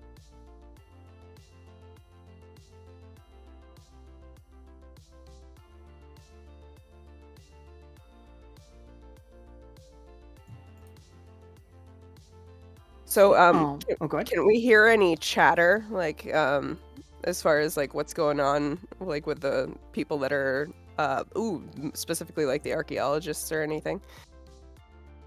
Absolutely. The archaeologists are very excited. They are figuring out, they are discussing that, like, if this does truly, like, reach the other side of the world, the implications are fascinating. They are not getting the memory feedback the way that you all are, mostly because they are not magical in nature. They are just people. More like, not that you guys aren't people, but let's face it, you guys are like superheroes compared to them. Anyway, the archaeologists are very excited. There's a small group of people that are terrified of how close to the to the Vorpal Sea we are, even though we are about 100 miles away. I think, maybe less. Let me check. Oh no. You guys are probably only like 25 miles away. I take that's not a good thing. I wouldn't worry about it. Like, we don't know anybody, like... Hold on. Here we go.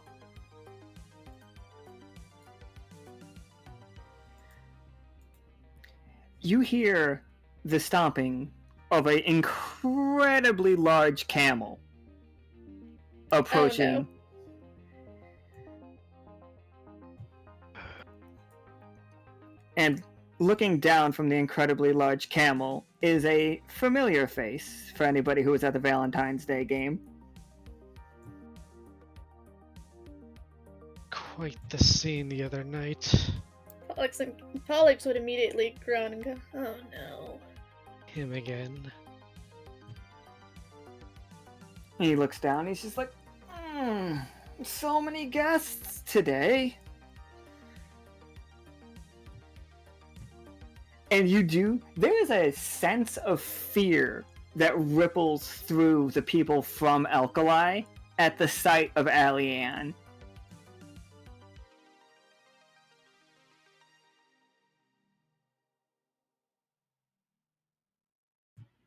And it's just like, welcome, you're so close to my home. It's like, it's the Lockstitch crew again. Oh, a second chance for me then. And he like, who volunteers to be the first person he sees?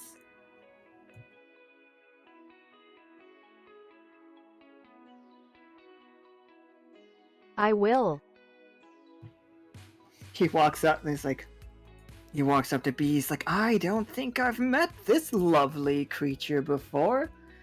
And like, he reaches out to grab one of Bee's like tentacle blood flaps. Blood And, flap? does the thing where it just, brushes his beak up against the back of your hand. And I say that completely in quotations. I'm worried.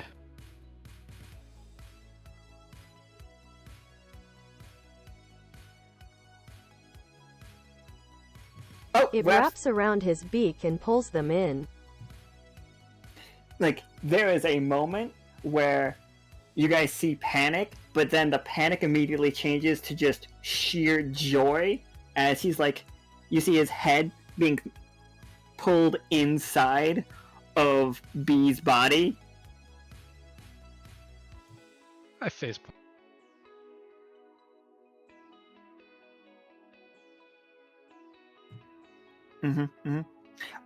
He's not fighting as much as you might think he would be.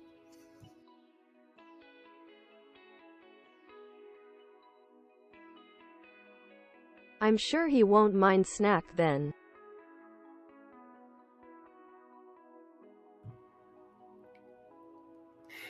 You guys can see through B as his face is getting darker.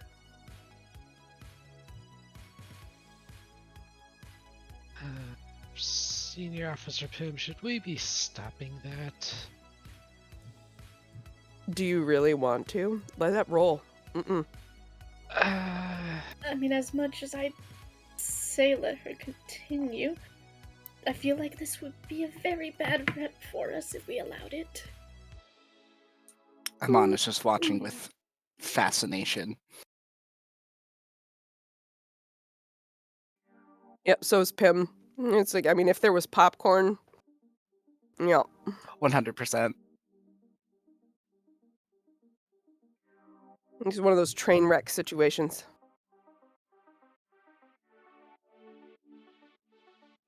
Oh. I'm not wearing anything to identify with you guys anymore.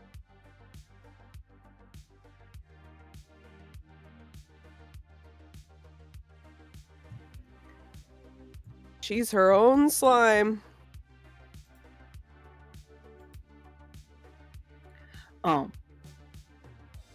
For sure. He does eventually pull his head out, and he's his hat is currently floating inside of B though. Mine now. It's just now we have to hold on. I got this. Nobody panic.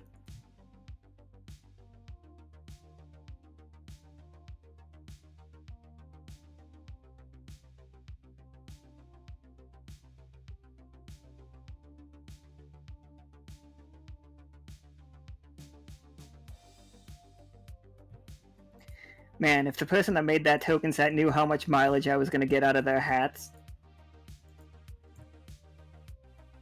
So dapper.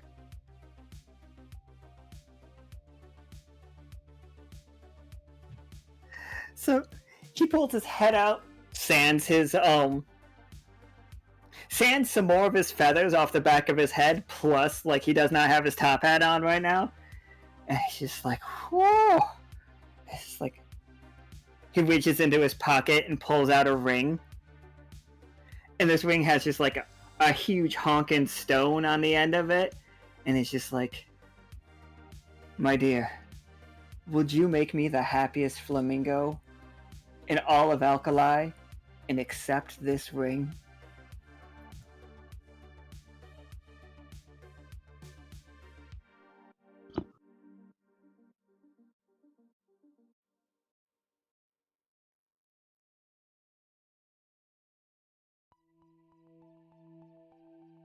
V takes the ring and shotguns it at the pillars. Roll me a 20-sider.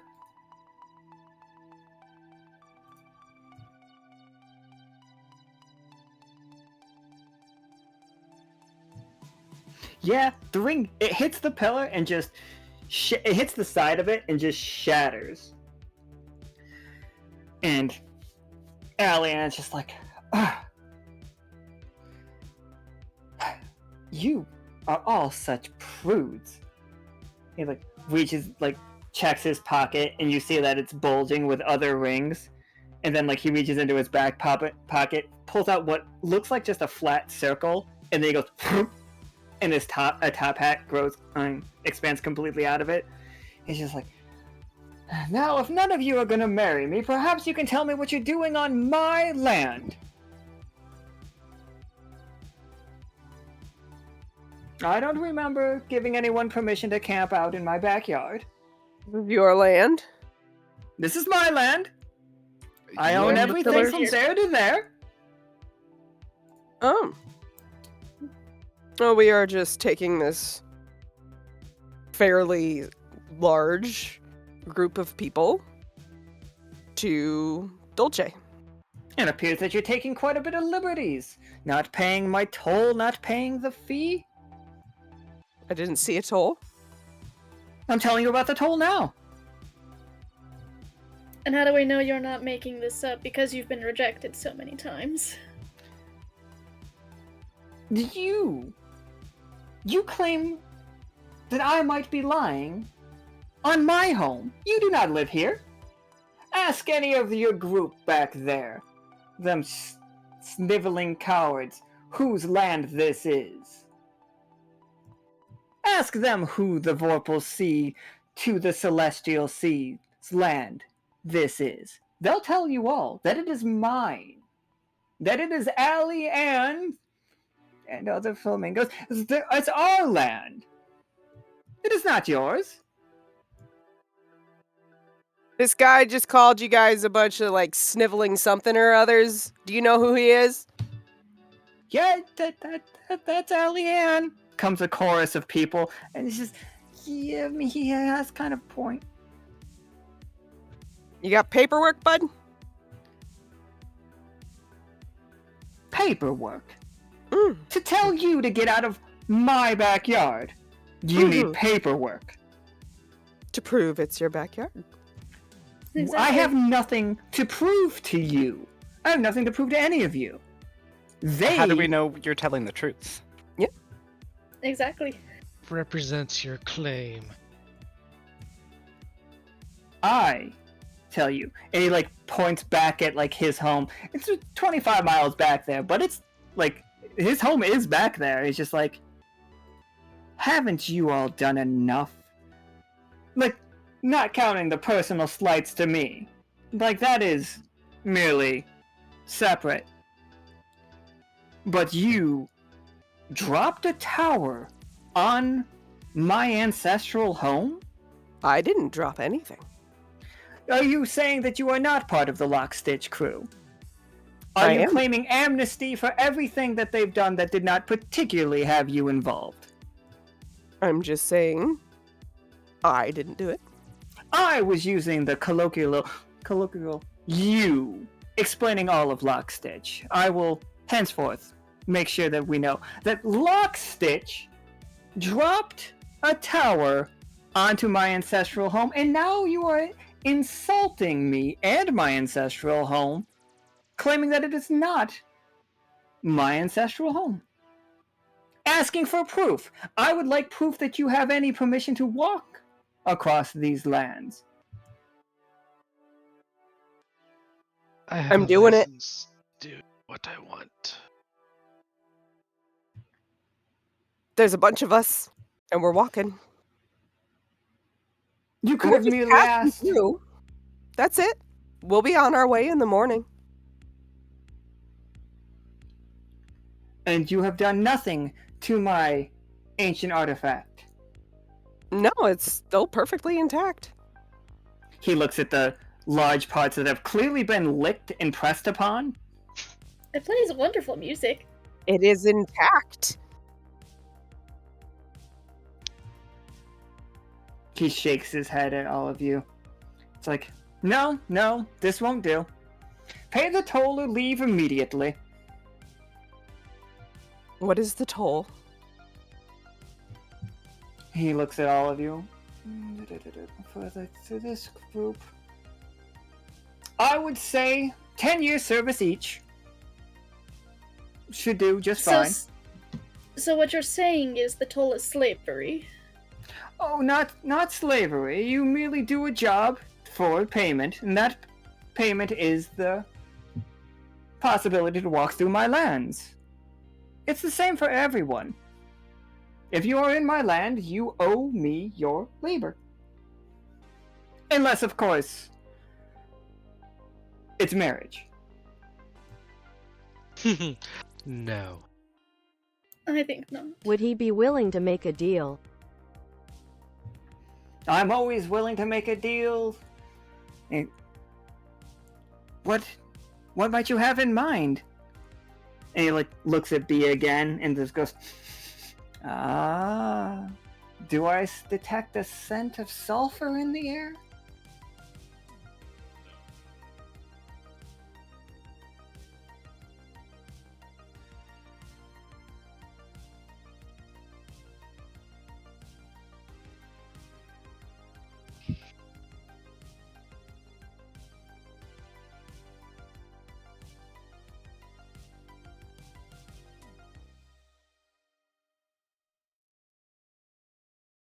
B is clearly annoyed, but she pulls out the last 3 candies she has. Explains to him that they are mad EOF her and offers him a single candy in exchange for everyone's passage.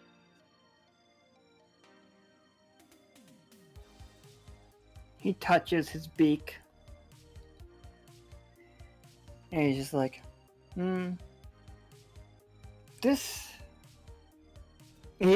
He like looks at it and he opens it up and he pops it in his mouth as the, like, he's like, I don't think this is quite good enough. As like, I think it's rattling around his beak, like making like the most obnoxious sounds, but I can't do it because I have a mouth, not a beak. You licked it, you bought it. Let's go, guys. It's like, That "Fine, sounds like a deal to me. leave now then.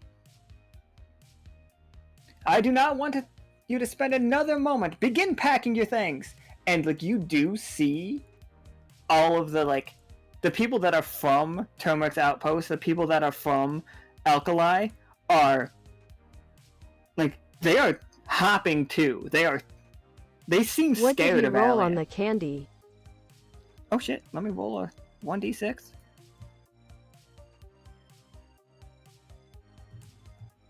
If he rolls a 5, it's going to be hilarious. It would be. It would be.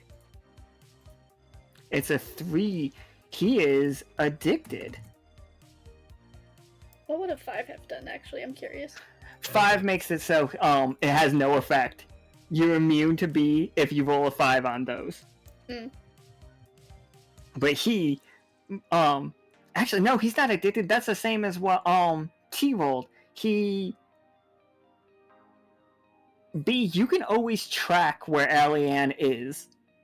At least for a little while.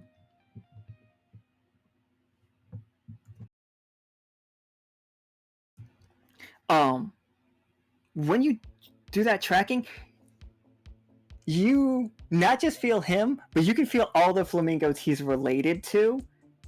There are thousands of flamingos in the Vorpal Sea.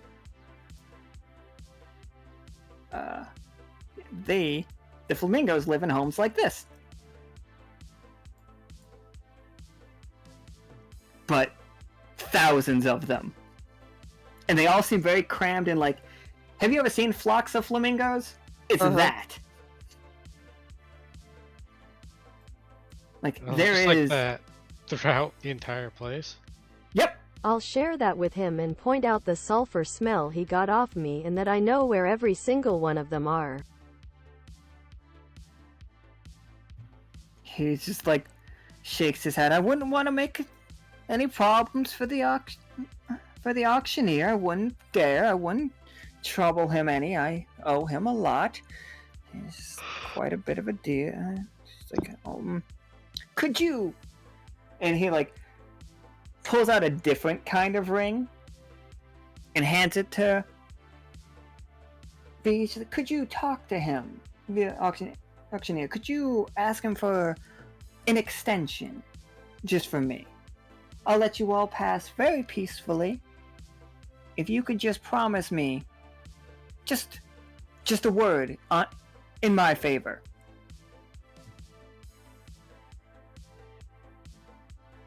I'll talk to him, but I can't promise his answer.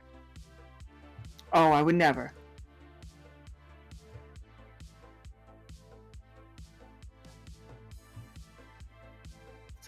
We have a Like- deal then.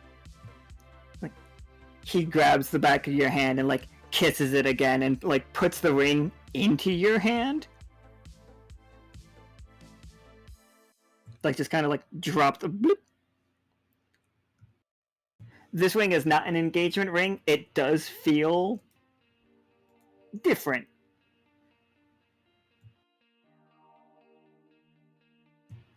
He climbs up a ladder onto his vorpal camel to watch you all like start to. Can I tell what the difference is? It is definitely it's magical. And roll me a 20-sided to see if you can figure it out.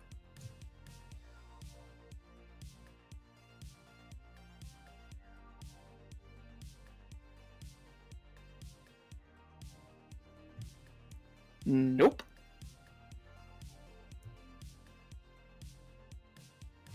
It's the best I'll say is it is cold.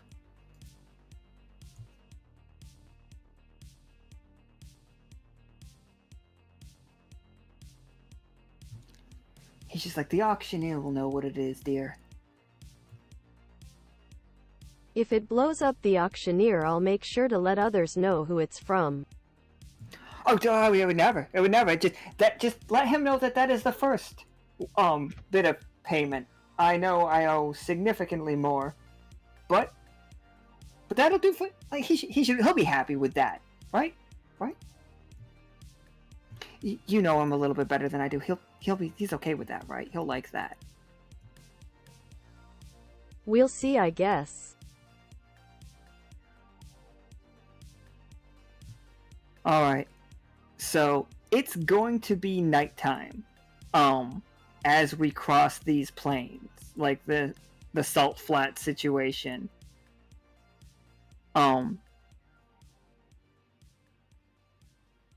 Pim, do we want to stick with the path that you've drawn, that I've drawn, or do we want to like more take it?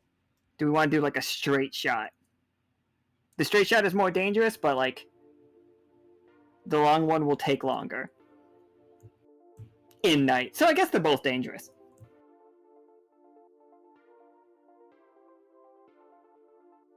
Well, I mean, if they're both dangerous.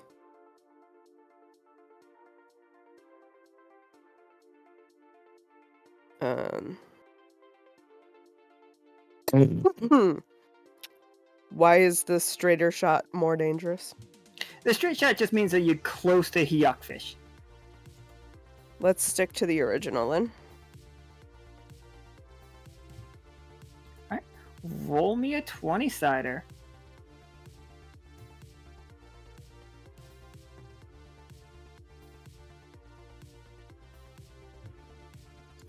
Alright.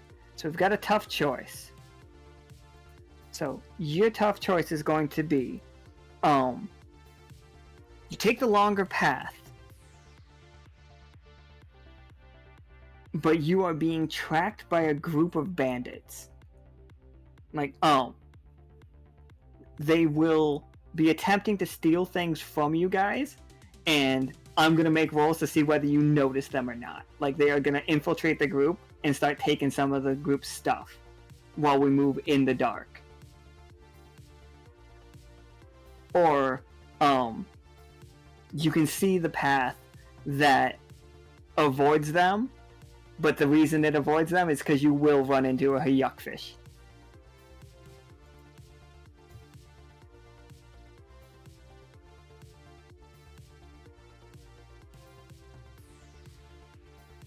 What do you think, group?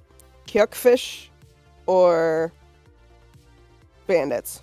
If this map is anything to go by, it's appear to be on the edge of its territory.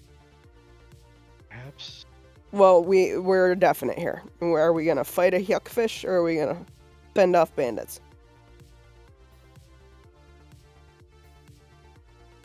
Big thing or many thing? Pollux and Castor, what do you think? I feel like we would probably have better odds against one fish than risk losing a bunch of stuff to bandits. Does anyone know if the Hyuk Fish is nocturnal or not?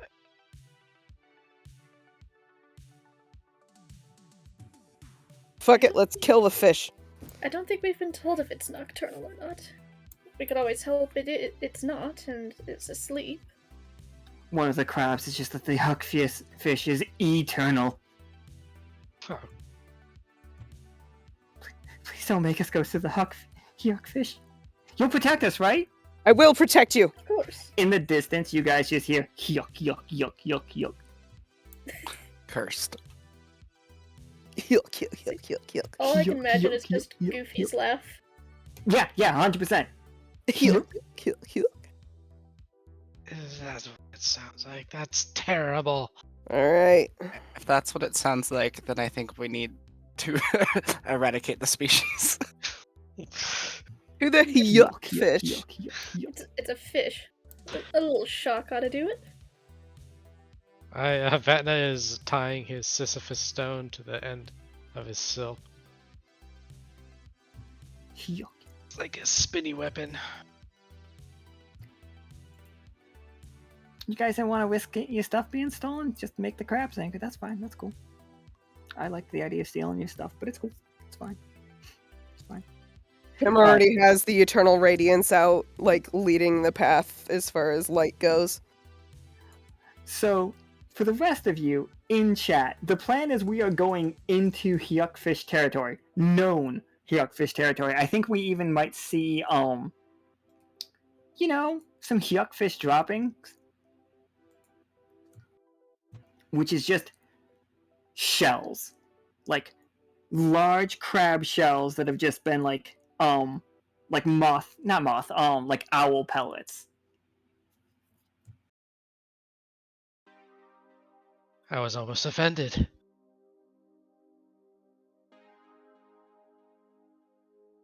And it's just like, there are piles of them. Crabs, like, bigger than any of the ones that you're traveling with, bigger than Yent.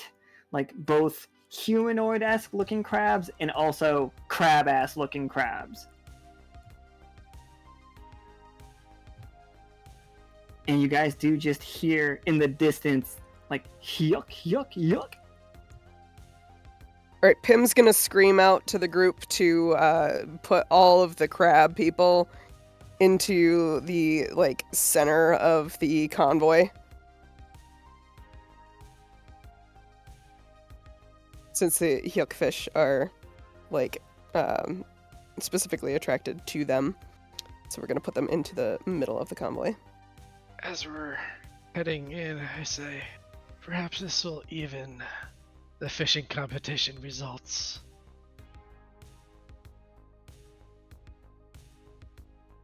It is still Before we go, alkali. would I be able to take one more look at the pillars to make sure I have enough information for the auctioneer? Oh, for sure. Roll me one more 20-sider, Art.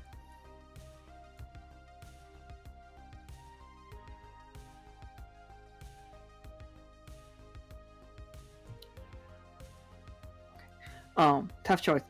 Art, you can stay behind for a bit and, like, not help them with the Hyuk fish, and I will count that as a 20 for information gathering for the auctioneer.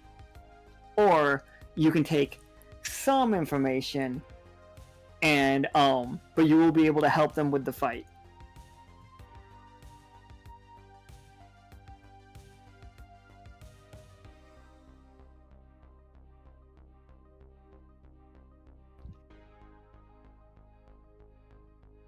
I'll take some information. I'm sorry, did you want all the information or just some of the information? Do you want to take the... Do you want to help with the fight? Just some. Okay. Excellent, absolutely. You definitely learn that the same thing, a little bit of the same thing that Amon learned. that this was deliberate. Somebody knew this place's power and stopped it on purpose. We don't know who. Amon has more clues as to who, but I don't think B knows that Amon has those clues.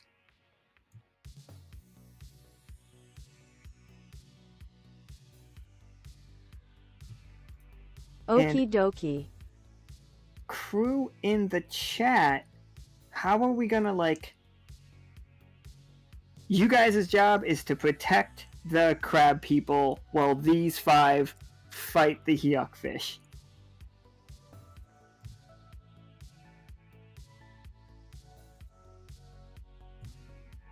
So... We're getting into its territory, everyone. Amon, can you roll me a 20-sider?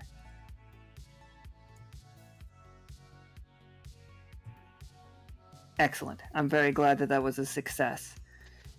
You are the most used to desert of all of the people here. Like, many of you have been in deserts, but Amon is from the desert. You feel the sands beneath your feet. Even though it's like cracked and stuff, it's still sand. It's shifting ever so imperceptibly that you know something is swimming underneath you guys.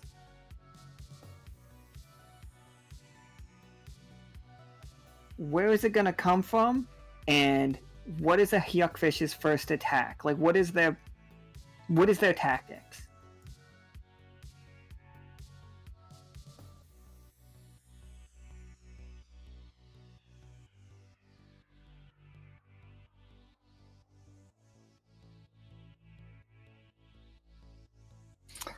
I feel like the Hyuk Fish is a skilled predator. So I feel like it would know to either go at the front of the group or the back of the group to pick off the stragglers. So I feel like that's where it would be going for first. Okay, alright. But there's a full success, so you were able to warn people, so who are we putting in the front and who are we putting in the back group? I'll volunteer for the back. Volunteer for the front.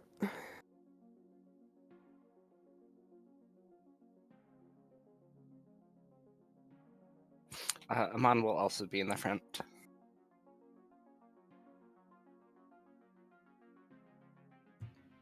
And Vatna?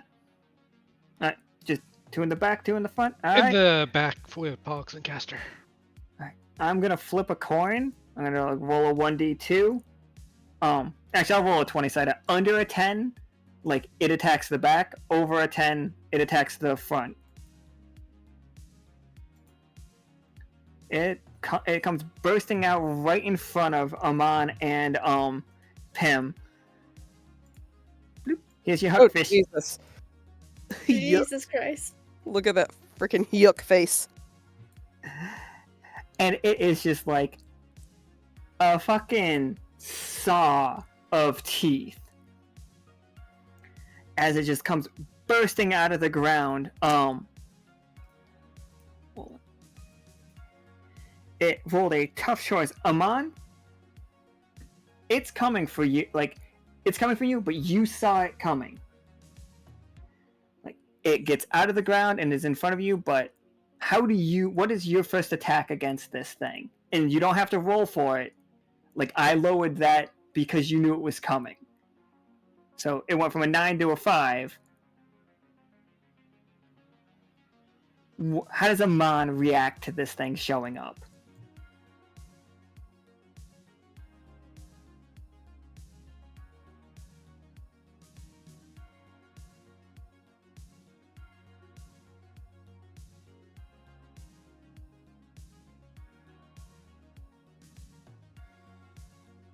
I feel like Amon, as it pops up, his instinct is to immediately like jump back a bit out of the way and prepare an attack to throw at it. Absolutely. What's the attack? I think I'm gonna use Scintillate. For sure. everybody that's used Scintillate has used it in a completely different way. So what does your Scintillate look like? What does Amon's Scintillate look like? So I'm feeling like the card aesthetic is going to be a big theme for Amon. So I'm feeling very Gambit style from X-Men, like a like card of electricity kind of appears in his hand and he throws it out. Absolutely. And you guys see the card go sparking through the night, and when it hits the Hyuk Fish, like, you see two things.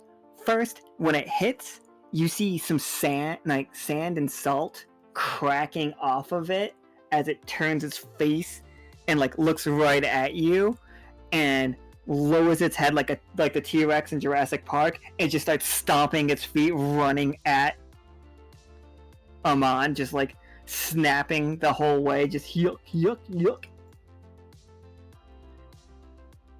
And yeah, Pim, since you're like next up, what do we got? I was gonna death hand it right in the face. This fish is huge, huge. But go for it. Roll me that death hand. So yeah, I mean, you want me to do something bigger? No, I'm good with this. The death hand too. I'm good with whatever you want to do. You want me to do bigger? I can go bigger. No, I'm just saying. I'm just telling you guys that it is big. Okay, Like, so it's big, like, and it's charging.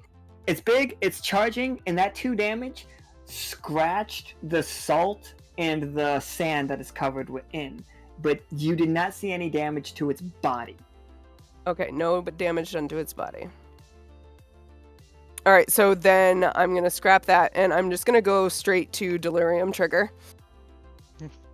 Team go bigger. Yep, team go bigger. All right, so I'm gonna go to Delirium Trigger. So let's see.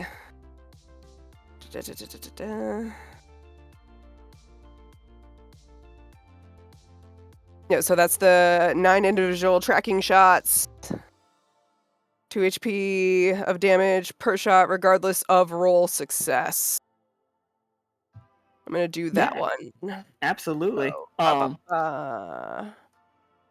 Still, yeah. Absolutely. Okay. You see, like, Hell yeah.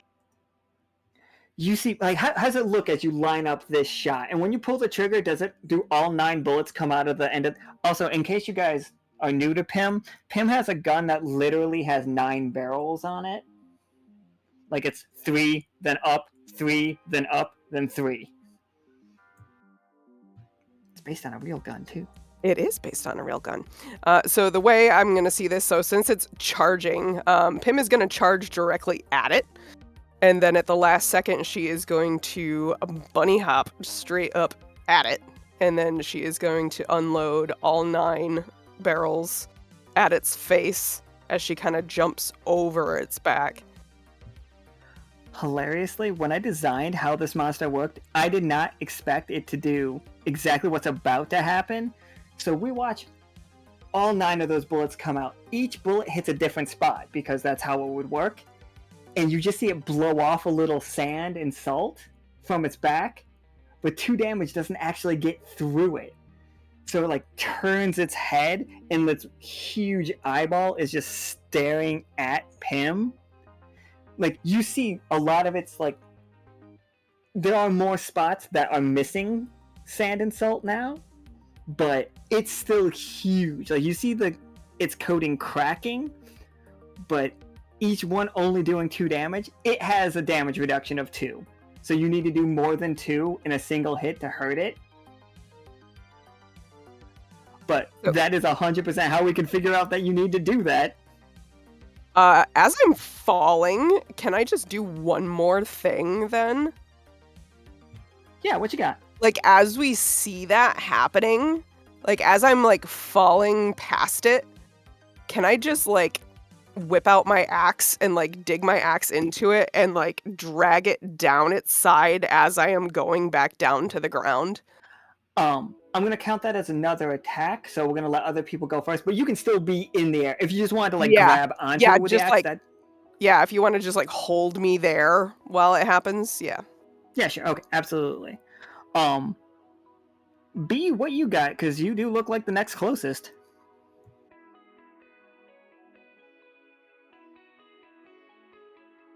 Wait, I remember how B fights.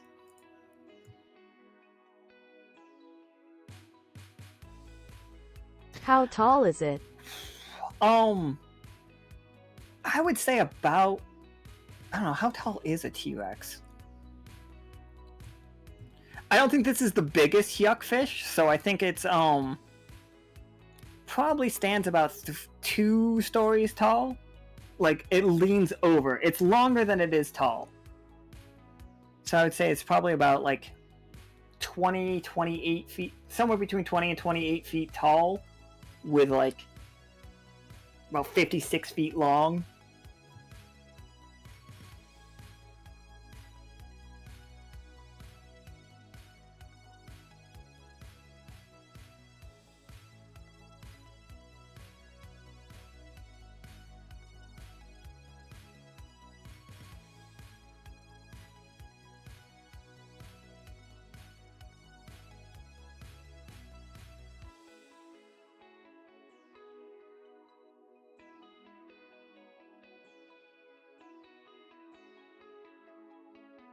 Okay, if this is okay, then I'll tentacle my way up to its face and try to poke its eye with a wither.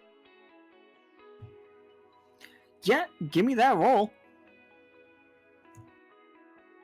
Its one eye is just staring at Pam on its back as it goes yuck, yuck, yuck.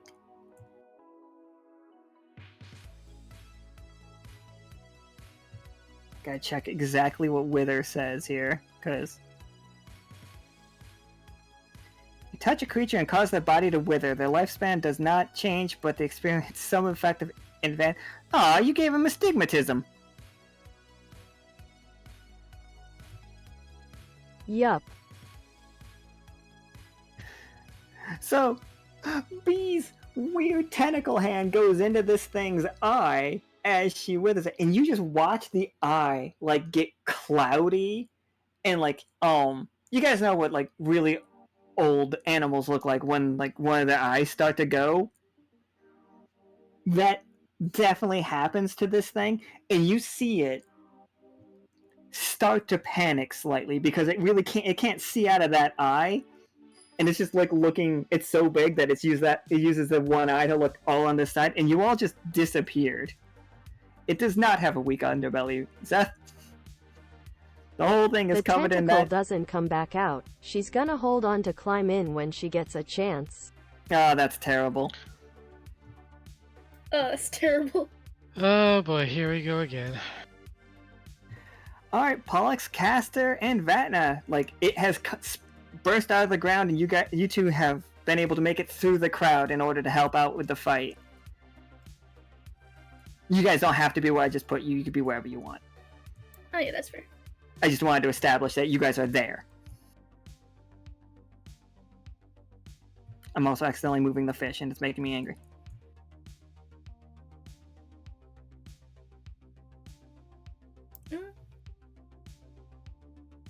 I'm feeling like the salt and sand and stuff is... Because you mentioned earlier when someone hit it, it cracked it and didn't do much damage. So clearly it's got some sort of protective shell on it made from the salt and sand. So I'm gonna give it a little shock to hopefully try and break off more of this protective shell.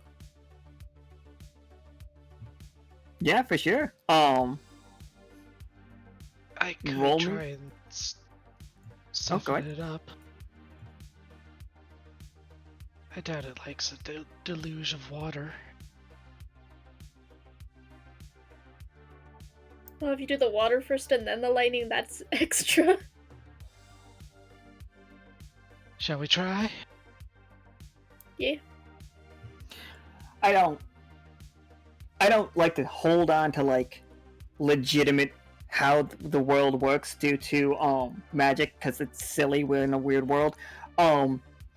B does have a good portion of herself in this thing, just so we know. Like, B's hand is sticking in this thing's eyeball. That is also fair. I'm just giving you the heads up. You can do shock all you want. If you don't care about B, you don't care about B, and I'm not blaming you. I'm just saying the shock is going to hit B.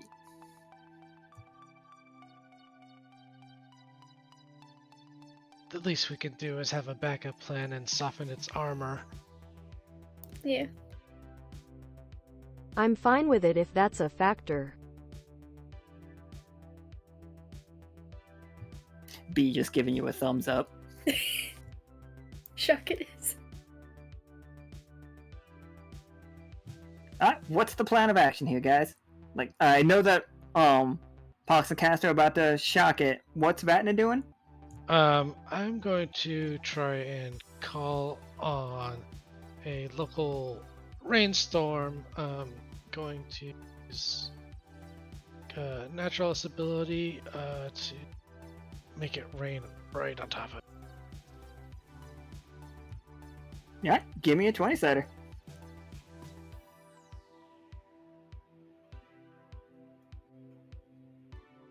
Alright? So, like, it begins just, like, raining down, like, down on them. Everybody's getting soaked. The water is instantly getting, muddy. As its legs begin to sink into the mud. And it's just like, yuck, yuck, yuck, yuck, yuck. Yuck, squelch, yuck, squelch. Alright. Go for your shock, Pollux and Castor. 17's pretty good.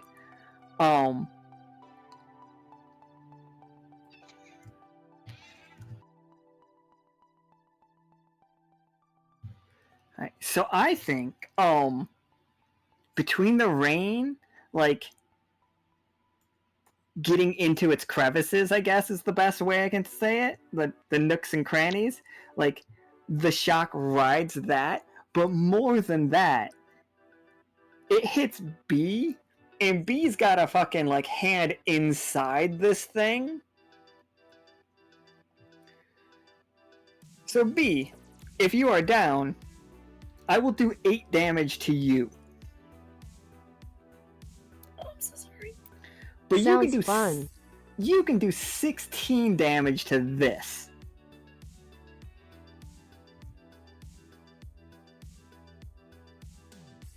I'm in.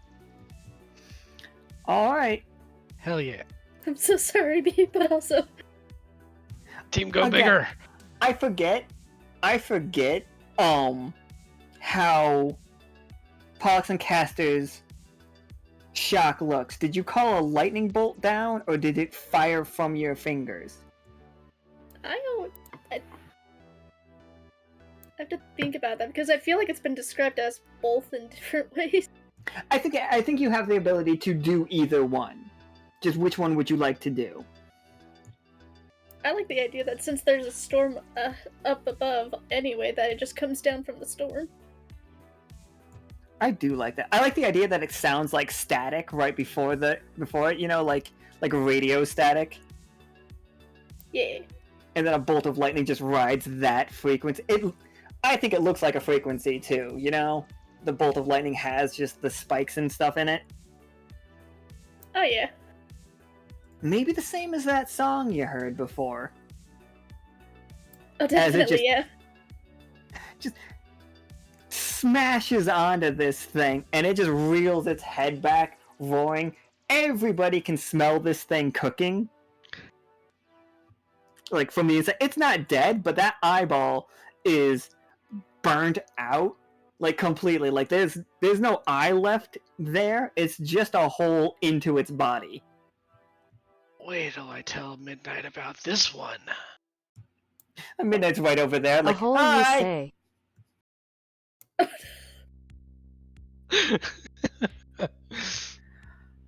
Alright, Amon. This thing is hurt, but it is not even nearly dead yet.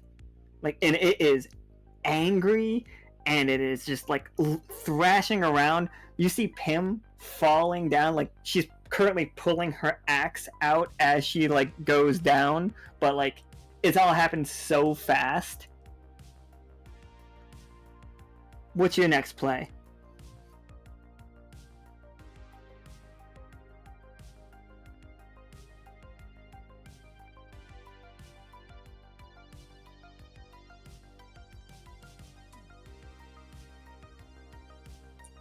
think Amon is going to just throw another scintillate out at it.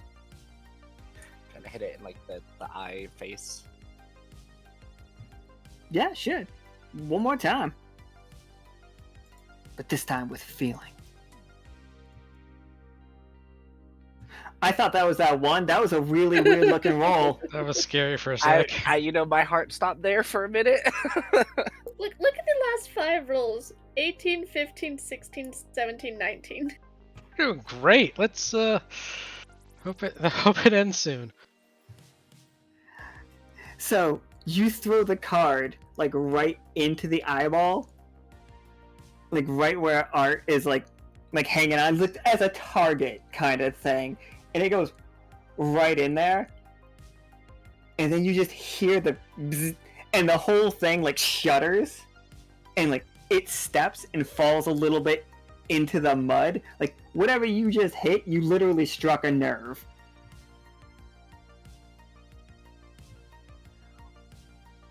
What else does your scintillate do? Like, what you're gonna do the 2 damage, absolutely. But okay? What is the next, and what is the one other thing that happens because it's starting to lose control of its own body? Like, what is the benefit we get? Could we do like a stun effect on it, or like a paralyzed effect? Absolutely. Like, it starts doing the Monster Hunter paralyzed, or I guess the Pokemon paralyzed as well. Yeah. Yeah, for sure. Pim, Amon has just set you up for a perfect hit. Like, you can come right down with your axe wherever you want to cleave. Like, you're gonna hit, unless you roll a 1, you're gonna hit it, normal damage, everything fine. But if you roll a 20, it's gonna go buck wild. So go ahead, like, natural 20, obviously. Alright. What is your attack coming down with that axe? Didn't mean to draw that. So, like, as I'm coming down to, like, does this thing have gills, like, over here? Is that a gill? It doesn't. Hyuk Fish are land-based. Okay. They just look like fish. There is a ton of things on the Alkali side that I name something than an animal, and they are not related to that animal at all. Salt wolves, as well as Hyuk Fish. Basking slugs are not exactly slugs either, so... It's like hedgehog feet. So, yeah, like, as she's coming down, like, I would say, like, near, like, the neck area, she's gonna try to bring it down, like, as hard as possible. Like, she's literally, like, going for, like, slicing an artery or something. Like, she's trying to get at it good.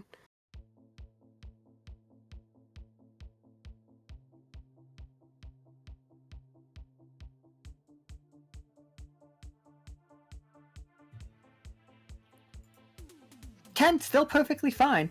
Like, you catch an artery, just not the main artery. Like, you see the axe digs into the salt, and you really got to give it a little bit of extra oomph, you know? Like, you would expect, but you saw it based on the fact that shooting it didn't work. Like, you see that you really have to swing with every ounce of your being in order to get the axe into it, and as you start sliding down it, its body, you do catch multiple of its veins, and it just starts like spewing out blood. I think it is, I don't know, do we think it's red-blooded? Probably, right? Yeah. What color is Hyuk?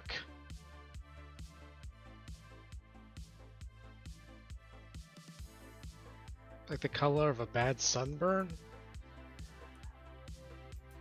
On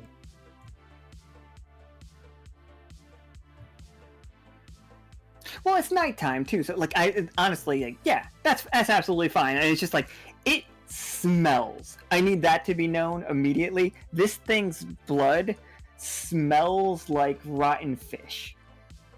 Ugh. Like it reeks. Not eating that thing anytime soon. And like, but you, all the crew, the crab people that you're protecting, are just drooling this whole time. Like their little mandibles are just going like crazy as like you can just watch like a ton of saliva pouring out of their mouths. Oh, Let them loose on it. Let them finish it off. B, you're swinging from your fucking tentacle arm that is now just holding onto an eye socket. Also, B smells a little bit like burnt blood. I don't personally know what that smells like. I've never, as terrible as I was as a kid, I never burnt my own blood. Hair, fingernails, that stuff, but never blood. I feel like no matter what, blood would just have an iron smell. like, I've Rika never says burnt a it's not penny good either. smell. how do you burn blood? Like in the microwave? I would put like you could like you can dry blood out, you know. You could also just put a match on it to see if it smells. I've never done this. Well, that's dry aging blood. That's different. I was gonna say, Rika says Probably it's not like a good iron smell. and sulfur with a hint of cinnamon or clove. That is what B smells like once electrocuted. Iron, sulfur, a little bit of a hint of cinnamon and clove.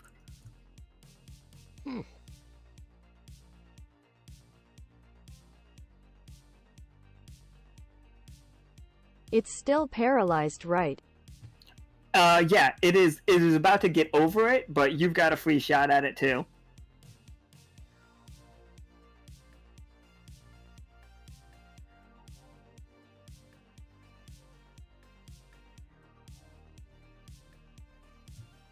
If B just rides the thing like a mech out of here, I'm just gonna like, I'm not ready for it.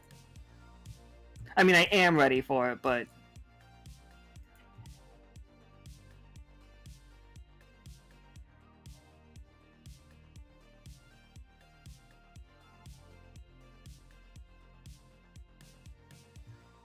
don't worry, guys. My laptop just decided it was time for updates.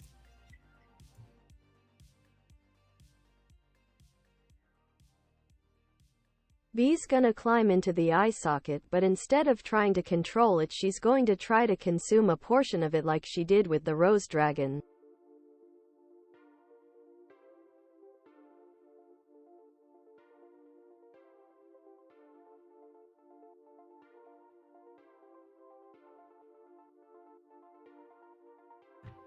All right, B. In your quest to absorb a Hyuk Fish,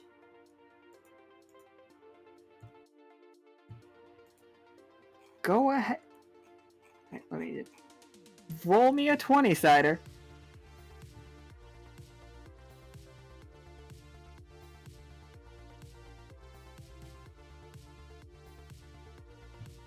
A 3. Before I start narrating that,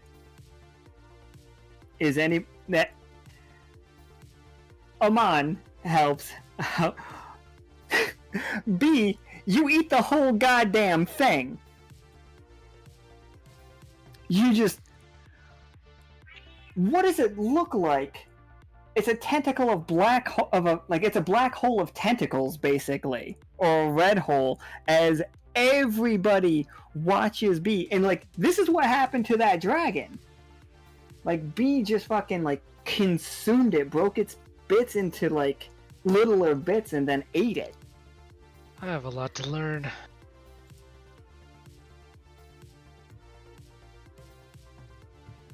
Art is currently typing, and I can't wait to hear how she says that this goes down.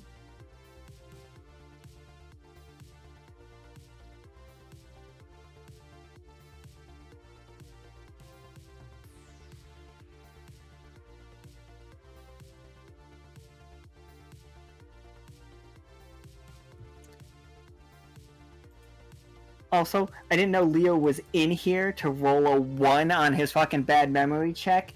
That is just a trauma magnet. Not That again! rabbit is just a trauma magnet. I didn't, like, he wasn't even in this game. I'm like, alright, I'm not fucking traumatizing Leo today. Good. Like I don't have to hurt the bun. Oh, he's getting hugs later from Vatna. Kind of like an implosion with tentacles thrashing around the outside, as it gets sucked into itself, popping, crackling and finishing with a long slurp.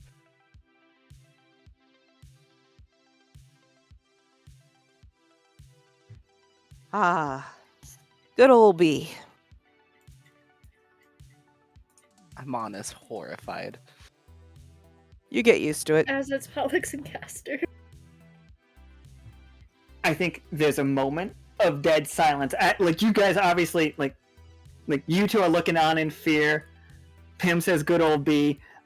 The whole audience is just like, and then it just starts, yeah! Like, a chorus of cheers from the crab people and stuff. It's like, fuck yeah! And it's like, they're just cheering. They don't get to eat any of it because it's gone now. But they are fucking just like, B, not even saying B. That, like, I think they're all just cheering Lockstitch, because they just assume anybody that powerful has to be part of you guys.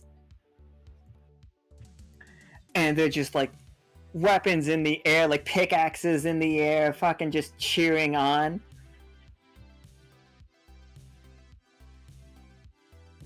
See?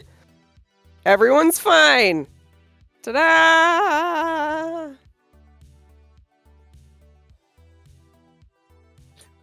We did it! While Adult- the cheering bee pulls her cloak tighter around Okay. herself and just stands there. Let's continue moving. Absolutely. Mhm. And because it is past 8, we're gonna real quick get to where we were going. And then in the future, probably in like roleplay in the chat, I will get it started when I'm ready for it. We can start like building up Dolce. Here's what Dolce looks like on the inside though. Like, when we get to Dolce, as this was gonna be a fight, but it can't be now. Don't worry about it. You guys see these like Persian influence, but salt encrusted. Like, they're so covered in salt that you can't get into doorways. Like, you guys can't even make it down the street because of just, imagine a really, really, really bad blizzard, but instead it's just salt. Solidified and hardened to like, not to like an iron level, but still really something you guys are going to have to work at to crack open. It's like not me showing you guys where I had all of your tokens and all of these maps just in case like we were going to go there. I want to explore all the dark little corners.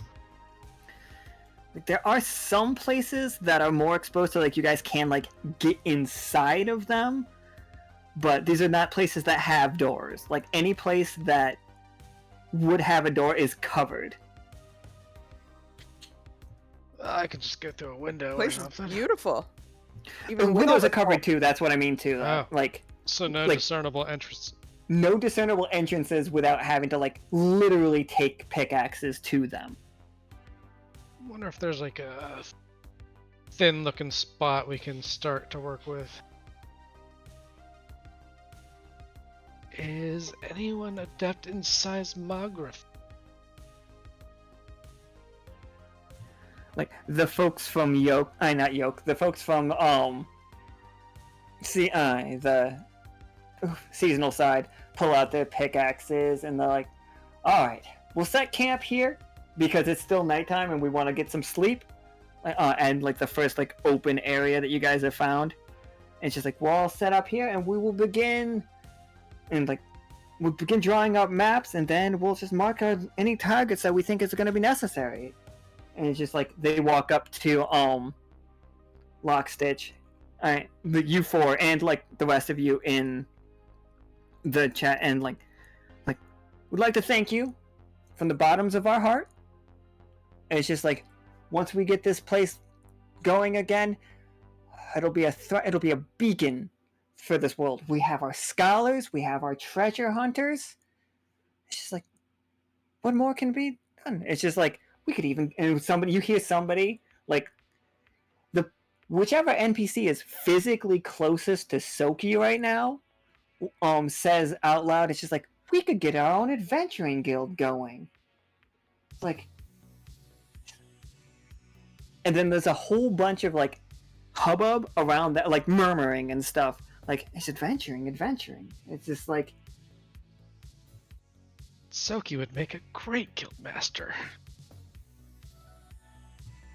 Soki yells out adventure, and in chorus you hear adventure. Everyone, like, as a lot of people like raise their fists. It is 8:10, so I'm gonna call this game right there.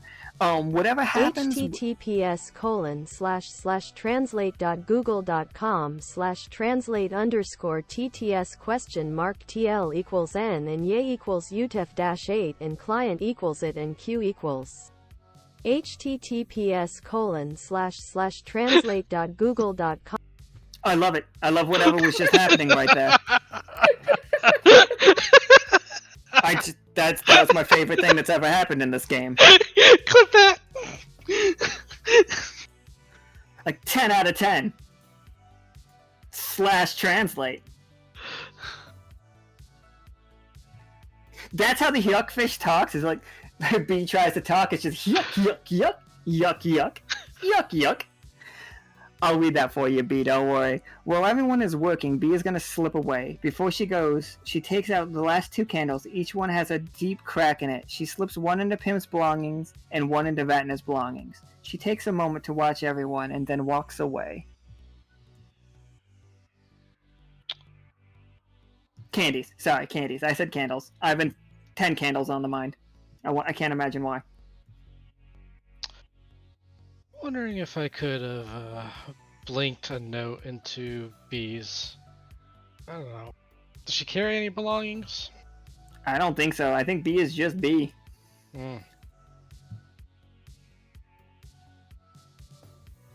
Well, at some point Vatna will blink a note next to B.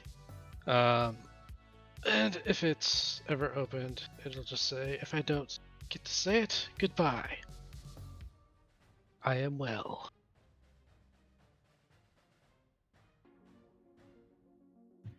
Mom got the milk.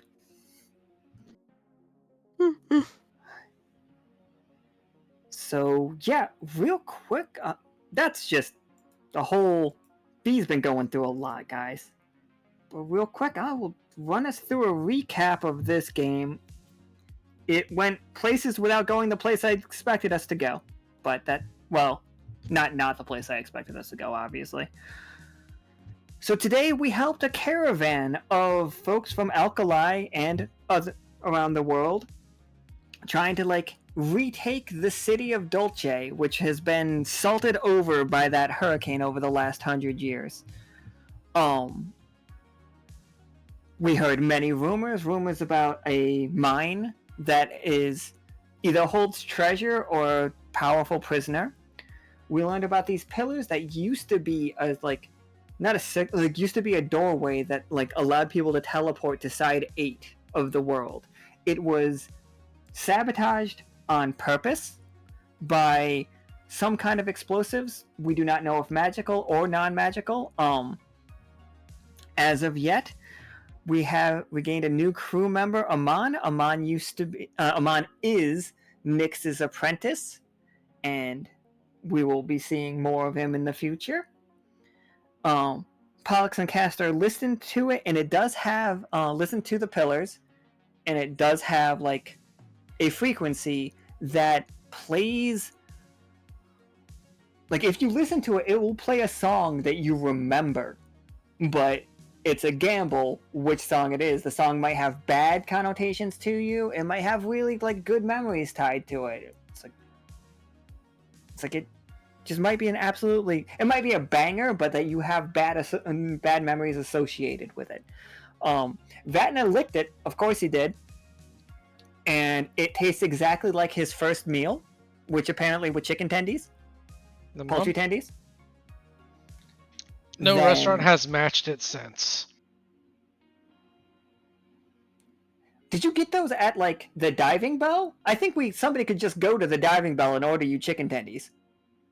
Yeah, but like those fancy restaurants are supposed to have like, better ones, but bold claims for what I got. Then B pressed herself up against it like just right up against the glass like a fucking slide, I guess. And then learned that and studied it and learned that it was Belle does have banging tendies. I don't. What were B studied it some more, learned that it was sabotaged by someone, unknown reasons, doesn't know the meaning, like how they did it. Also remembered good times of like teasing the crew, basically. Amon is how we know that it's just like a doorway through. It will go to another structure, not like this, but similar. And Pim just had all of her nightmares reactivate, and then B came and showed herself and recovered Pim from it. B joined the merry group of people who have refused Alian's wedding proposal, which is just rude. Eventually one of you will just have to say yes. Leo apparently got traumatized again. Didn't mean that. That wasn't on me. And we fought and killed a Hyuk Fish by B climbing inside of it and eating inside out. Then we did eventually arrive at Dolce, which I will try to set up for an RP thing in the Discord for us to like begin, cleaning up Dolce. So we can use it as like you guys aren't, it's not going to become like your city because you have a city, it's Silver Thimble, but like the people here will be able to begin trading with the Silver Thimble. And there's a lot of really cool stuff that can be here. I think this is the third time in a row Peanut has sent me on a janitorial mission.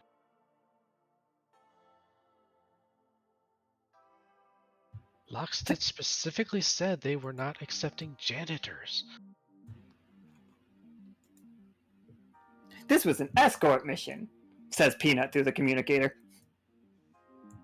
I wanted to try and go short periods of time, turning off my communicator. See if I can ever become less reliant on it. If you turn off your communicator, you're gonna have to roll every time. Because I do also have a way to just take from the AP around to replenish. But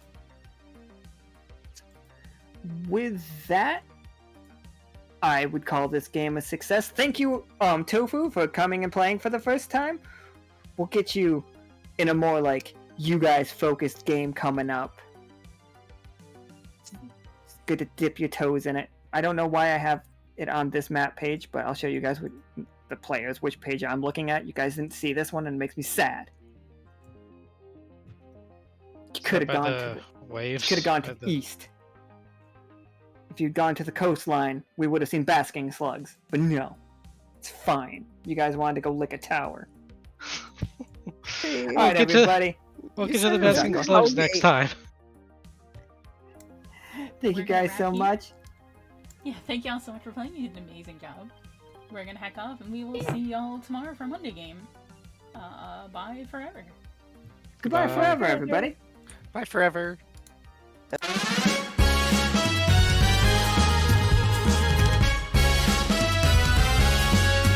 the celestial sea where stars align, Lockstitch will go where wonder lies. Its specialist crew a beacon of light, for work to unravel secrets entwined.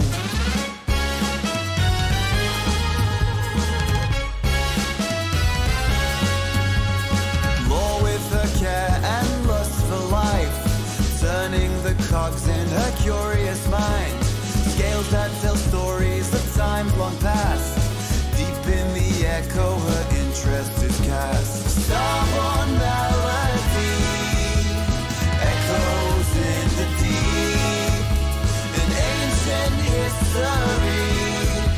Now our secrets to keep.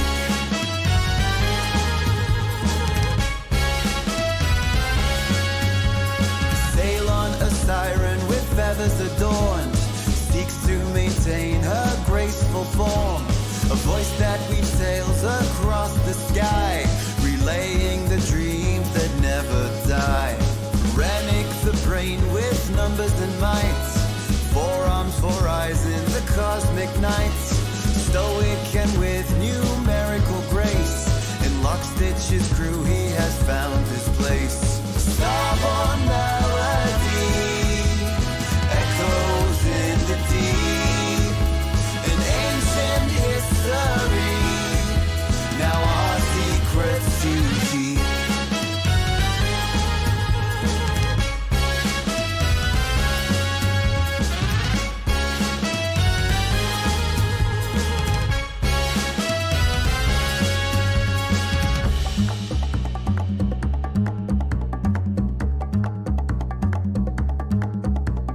Pollux and Castor, the skillful pair, always the team with starry hair, with a bond so strong in the vast expanse.